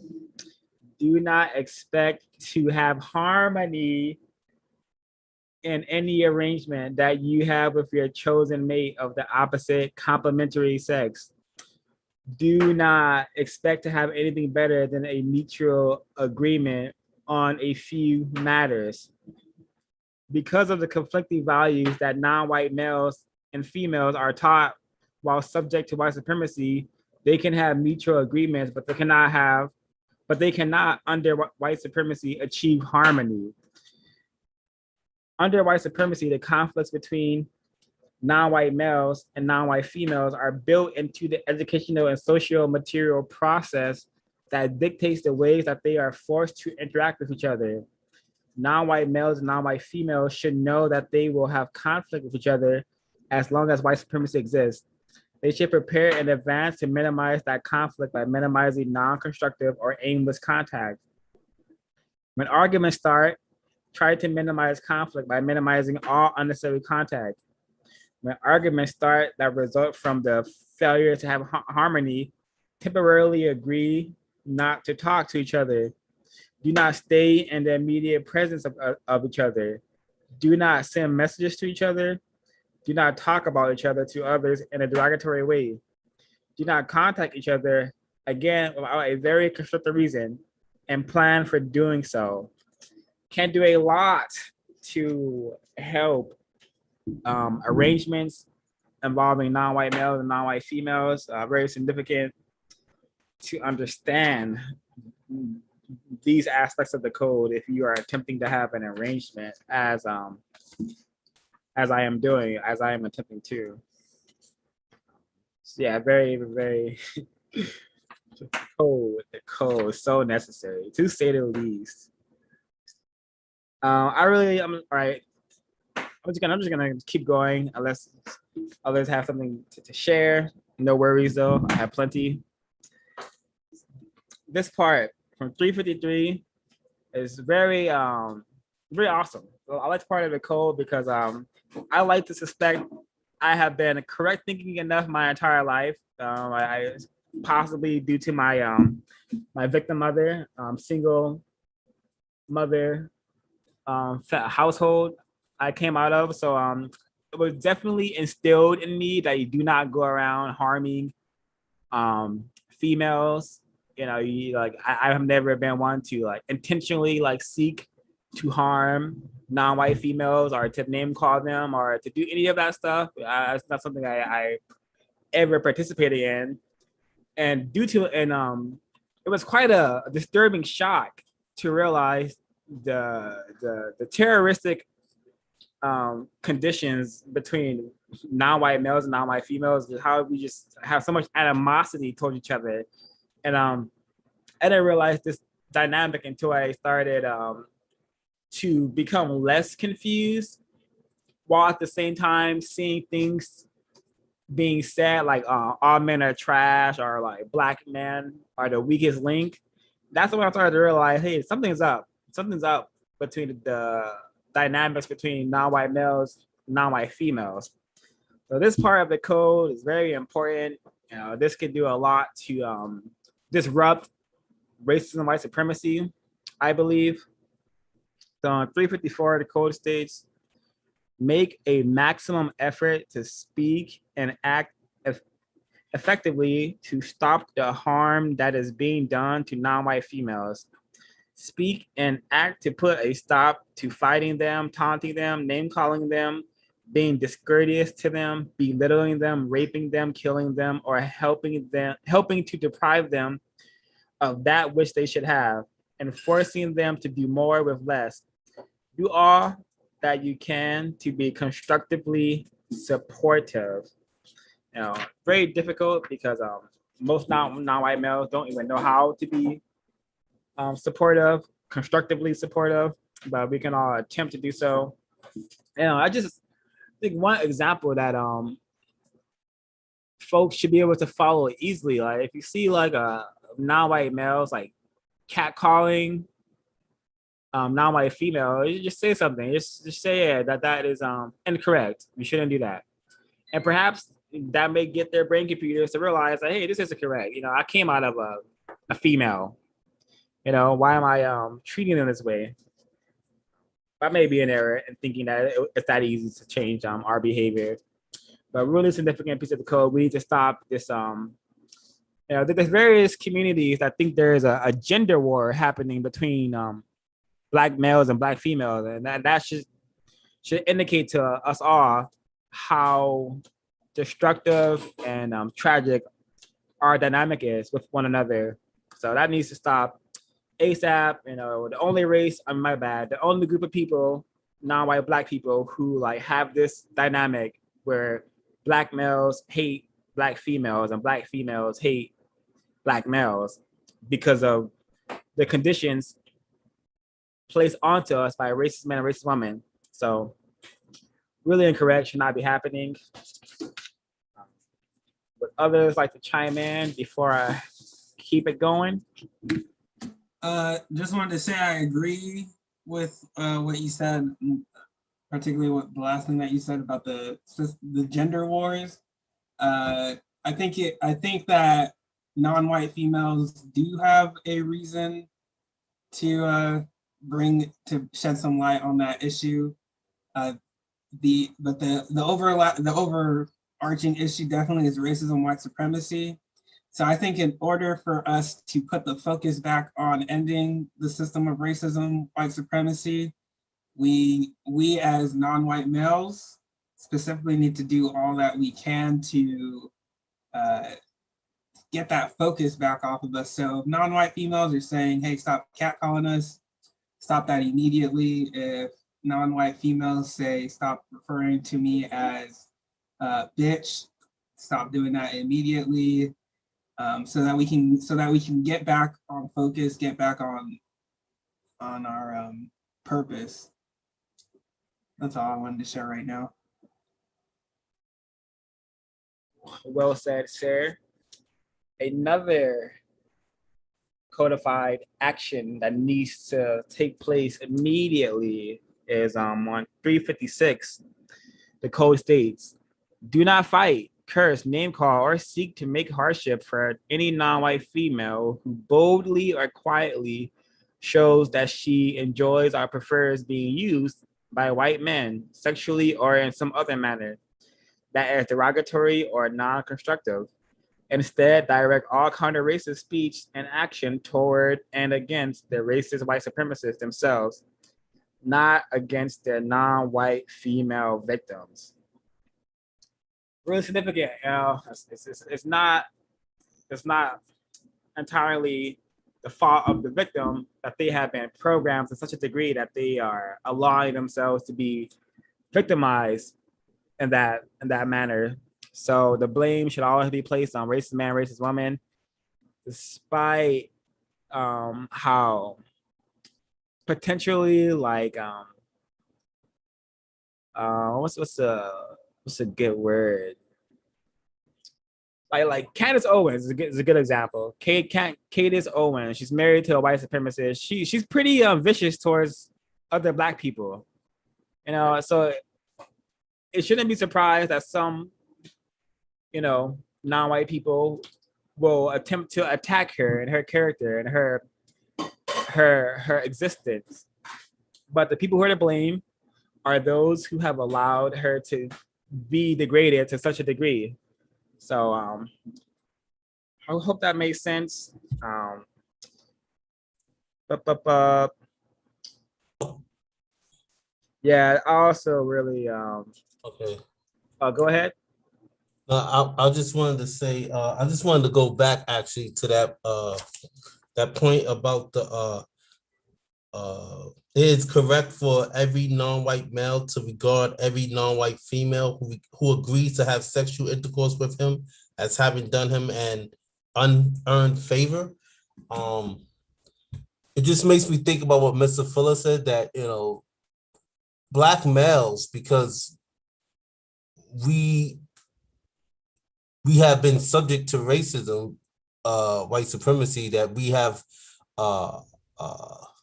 no, our ancestors wasn't strong enough mentally and any other way to stop racist men and racist women from doing what they're doing. Basically, we became, you know, we not we don't have the what's the word I'm looking for? We just don't have the he says we shouldn't have sex with any female for that matter because of that weakness, because we've been subjugated, and now that we've been subjugated, our females have now been subjugated. And it's just something like, you know, when I think about that, you know, it's something that it makes me think about a lot of that, you know, my so-called girlfriend that I'm with now, you know, it's an earned favor for me to be having sexual intercourse with her. And it's just amazing just thinking about that, you know, how deep that is. So that's really all I had to say. Totally agree. This is a very incorrect predicament to be in, to say the least. System of justice will be much better. You know, definitely. I think it's pretty safe to say that it's definitely the failure of both non-white males and non-white females to solve this problem, and to understand that this problem was going to be as big as a problem as it became. And I'm talking about the ancient system of racism, white supremacy. Like, once it was getting off the ground, and once it was expanding and refining, that was the best time to, like, for the non-white males and females to say, hey, this is actually something that we can't not allow to happen. But as Shirulu states, you know, the white culture was so alien and so foreign to the non-white people's cultures and experience that we just didn't know what kind of assault we were under until it seems that it was too late. But yeah, thank you for that, Mr. Jola. That awareness and that saying stuff like that out loud, and just definitely something to think about, to say the least. I think this goes right in line with that as well. 356. As a non-white male, any request that you make, you should be made to those white men and white women whom you have reason to believe are racist, suspected white supremacists, defend the system of white supremacy. It is correct that you make certain that what you request will be effective in helping to produce justice, balance between people, and correctness, balance between people, creatures, things, etc. Thing. Yeah, I thought this was something else, but that was still something significant. I have researched people, white people, with my mother's maiden name, which is Fields, Miss Fields, which means that we come from a ancestral line that was out in them fields picking that cotton. So I reached out to people with that white people with that white people with that last name and say, hey, you got the same last name as me. Can I have some money? But I do it in a much more constructive manner. I'm just being very straightforward here. That I have asked for that compensatory investment. I have not received it yet. I think this part is really significant because, again, the non-white female, her body and her and various parts of her body have been severely tarnished by victims of racism in Area 3. I'm again remember that lyric of the Young Thug I brought up.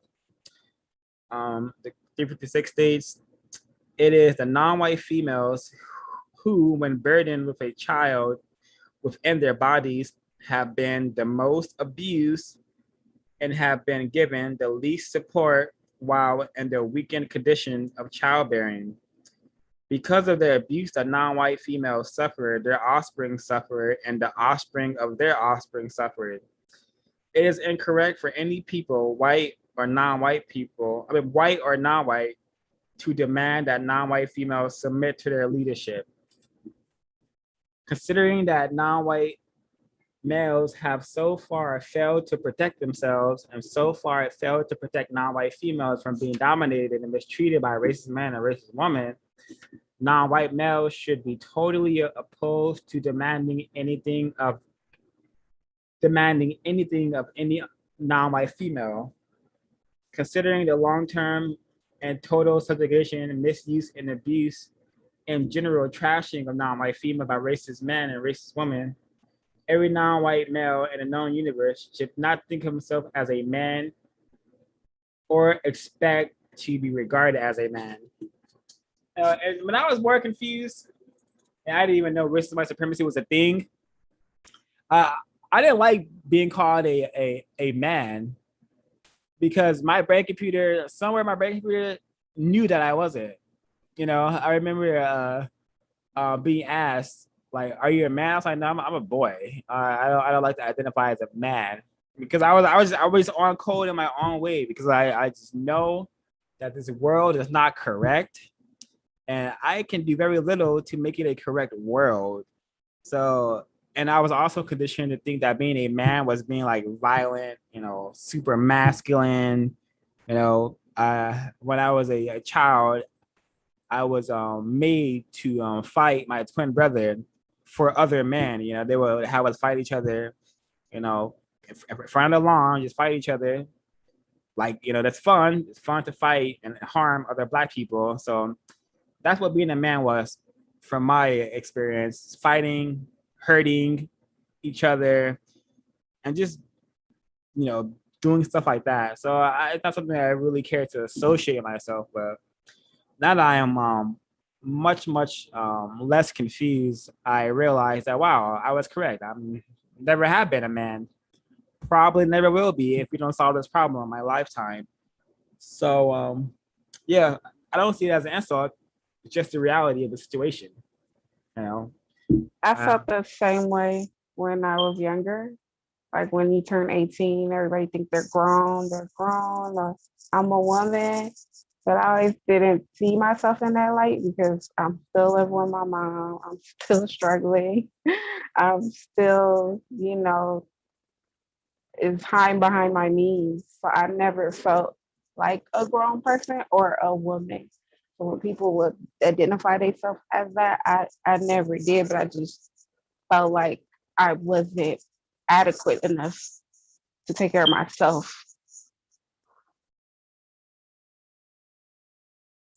I'd have something I'd like to add in regards to like the earned favors and just non-white males, just failing, pretty miserably at protecting their non-white female counterparts. Not only have Black males, failed. I mean, we just, keep getting hit over and over again. But, take a look at the other non-white males, like so-called Indians, Asians, so-called Latinos, they're subjugated too. They failed at protecting their non-white female counterparts, even though they're somewhat allowed to acquire a few resources underneath this system, unlike black males. If you go like in certain Asian male spaces, they will complain about how Asian females have no interest in Asian males, how Asian females get with white men. And it's so bad with Asian females, they have a no Asian male dating policy. Well, some of them do. So yeah, just non-white males all across the board have failed, not just black males. So maybe keep that in mind. Well said, Mr. Dan. Well said. Yeah, but others have things to share, notes to share. If not, we could get into closing comments. Just real quick, I feel that a lot of these suggestions are highly important and need to be implemented now.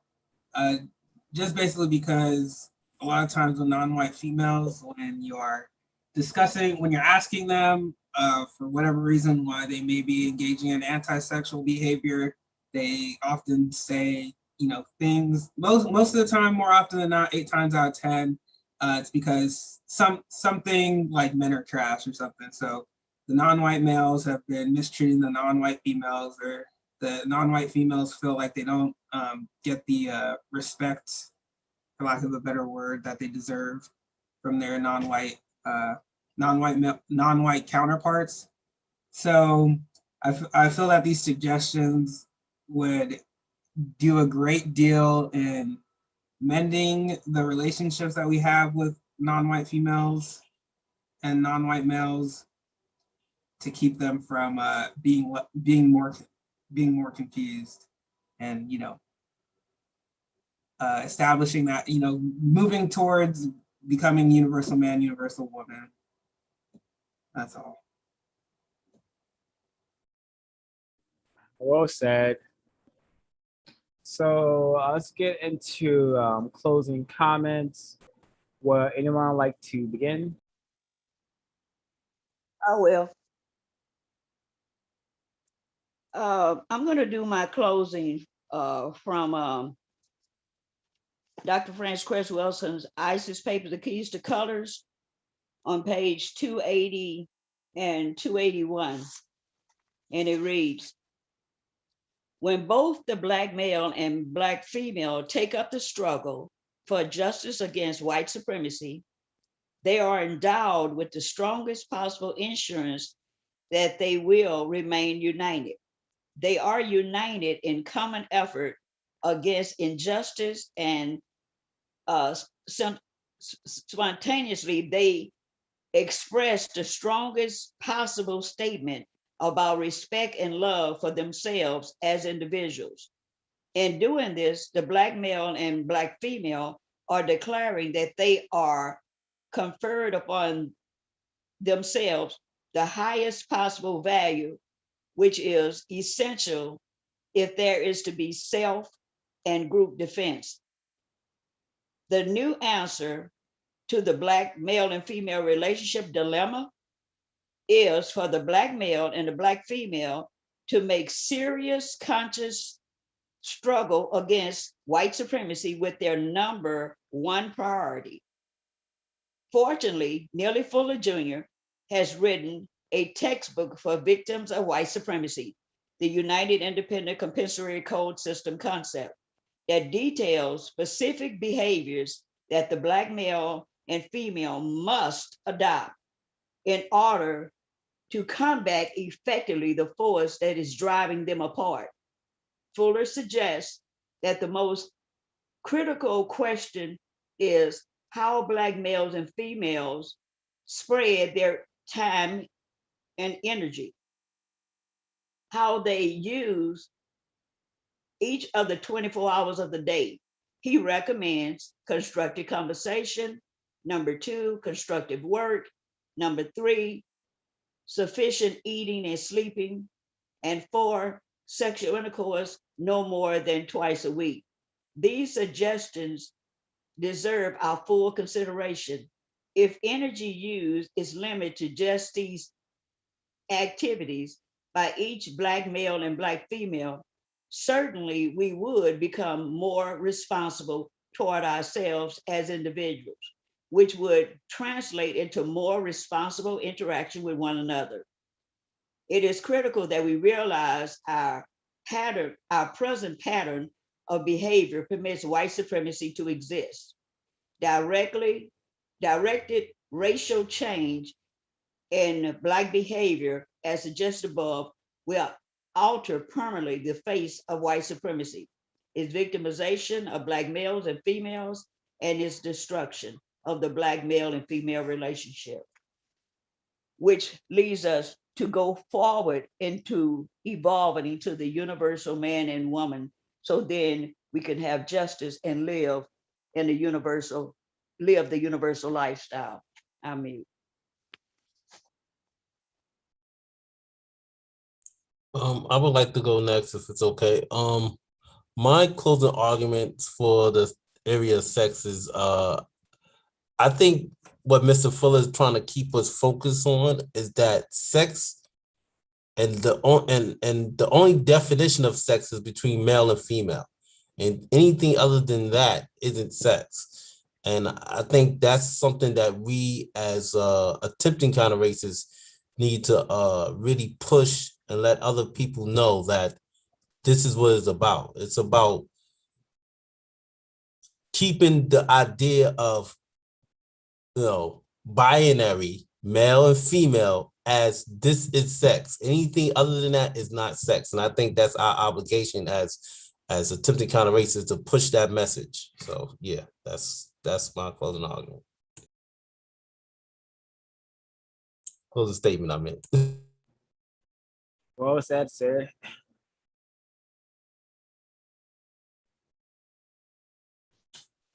I'll go. This final portion of Area 8 is just indicates to me that we have tremendous work on our hands, and I hope as we get closer to the effective numbers of non-whites that it will take to solve this problem, the work seems more possible. I don't want to get too close to zeroistic thinking, but I'd be foolish to say we are not up against a really, really, really powerful force. And Area 8 is just so. Area 8 and Area 7 are just so religion, just so. What these areas have been used to, how these areas have been used to sabotage our minds and our thinking and thought, speech, and behavior. It's just so genius. So it's just an evil, genius, successful plan. Like, I'll mute my line. My closing comment is for Area 8, a great area to learn of the relationship of male and female, of non-white males and non-white females, and white males and females, how to interact, how to stay in code, how to have that self-respect for each other as long as for ourselves. But it just shows that white people can make something that could probably be the way it is and always use it as a weapon. They always turn things around to a form of a weapon. So just to be on code more, to get on code and to try to attempt to always be a universal man and woman so that we can get the root of the problem out of this system.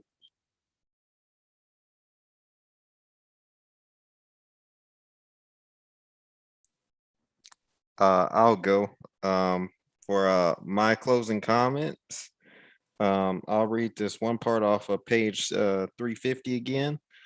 While waiting for or looking for your personal choice of a mate of the other complementary sex, use your time and energy to learn all that you can about everything in the known universe that is of constructive value. Also, use what you learn to try to make yourself as confidently self-reliant and as constructively non-dependent of others as you possibly can. When you start getting on code, you know, you might want associates or that care mate, but it might happen, it might not. Just remain constructive, and hopefully sooner or later you will discover someone or others.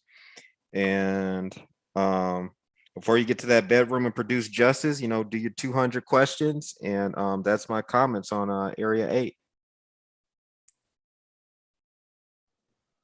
I'll go ahead and go next. I found this to be a greatly constructive use of time. I would say this is the first time I've spoken on this matter of anti-sexual activities in particular, and haven't left more confused than when I started. I also think it's important to mention that this isn't supposed to, what's the word I'm looking for? What we're trying to do here is produce justice, and oftentimes we're always following logic. So I'll just leave it at that. I look forward to the next conversation, and just an advertisement for the book, producejustice.com. Get your copy now. See you guys next week. Thank you, sir. Miss Helen, Mr. Ray /10, Mr. Ray 1/0. Would you like to share those comments?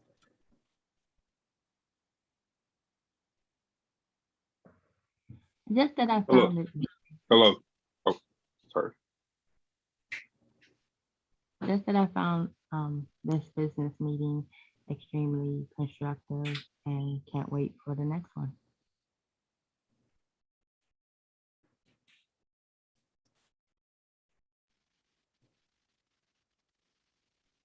Can I be heard? Yes, sir. Yes, sir. My closing comments for the 8th area would be to stress the importance for non-white people to engage in a compensatory marriage / counter-racist marriage. And on page 67 of the word guide, it says to use these terms to describe the marital arrangements that a non-white male and non-white female have with each other while they are subject to the system of white supremacy racism. Reason: according to compensatory counter-racist logic, the system of white supremacy racism functions in such a manner as to prevent non-white males and non-white females from having major control over their actions and reactions in every area of activity, including economics, education, entertainment, labor, law, politics, religion, sex, and war, counter-war. Therefore, according to compensatory counter-racist logic, the system of white supremacy racism functions in a manner as to prevent non-white males and non-white females from functioning as married people. Also, I'd like to thank Ms. Williams for inviting me to this meeting this evening. And there was a comment that she made earlier in which she referenced Matthew 19, chapter 19, verse 12, which from the King James version reads, "For there are some eunuchs which were so born from their mother's womb, and there are some eunuchs which were made eunuchs of men, and there be eunuchs which have made themselves eunuchs for the kingdom of heaven's sake. He that is able to receive it, let him receive it." I hadn't heard that that passage before, but immediately when I heard it, it translated to me as, "For there are some black men which were so born from their Black mother's womb. And there are some Black men which were made eunuchs of white men, and there be Black men which make themselves eunuchs for the kingdom of heaven's sake. In this context, the kingdom of heaven is the system of white supremacy. That's it. Excellent decoding. Appreciate it. Thank everyone for the insight shared and their participation.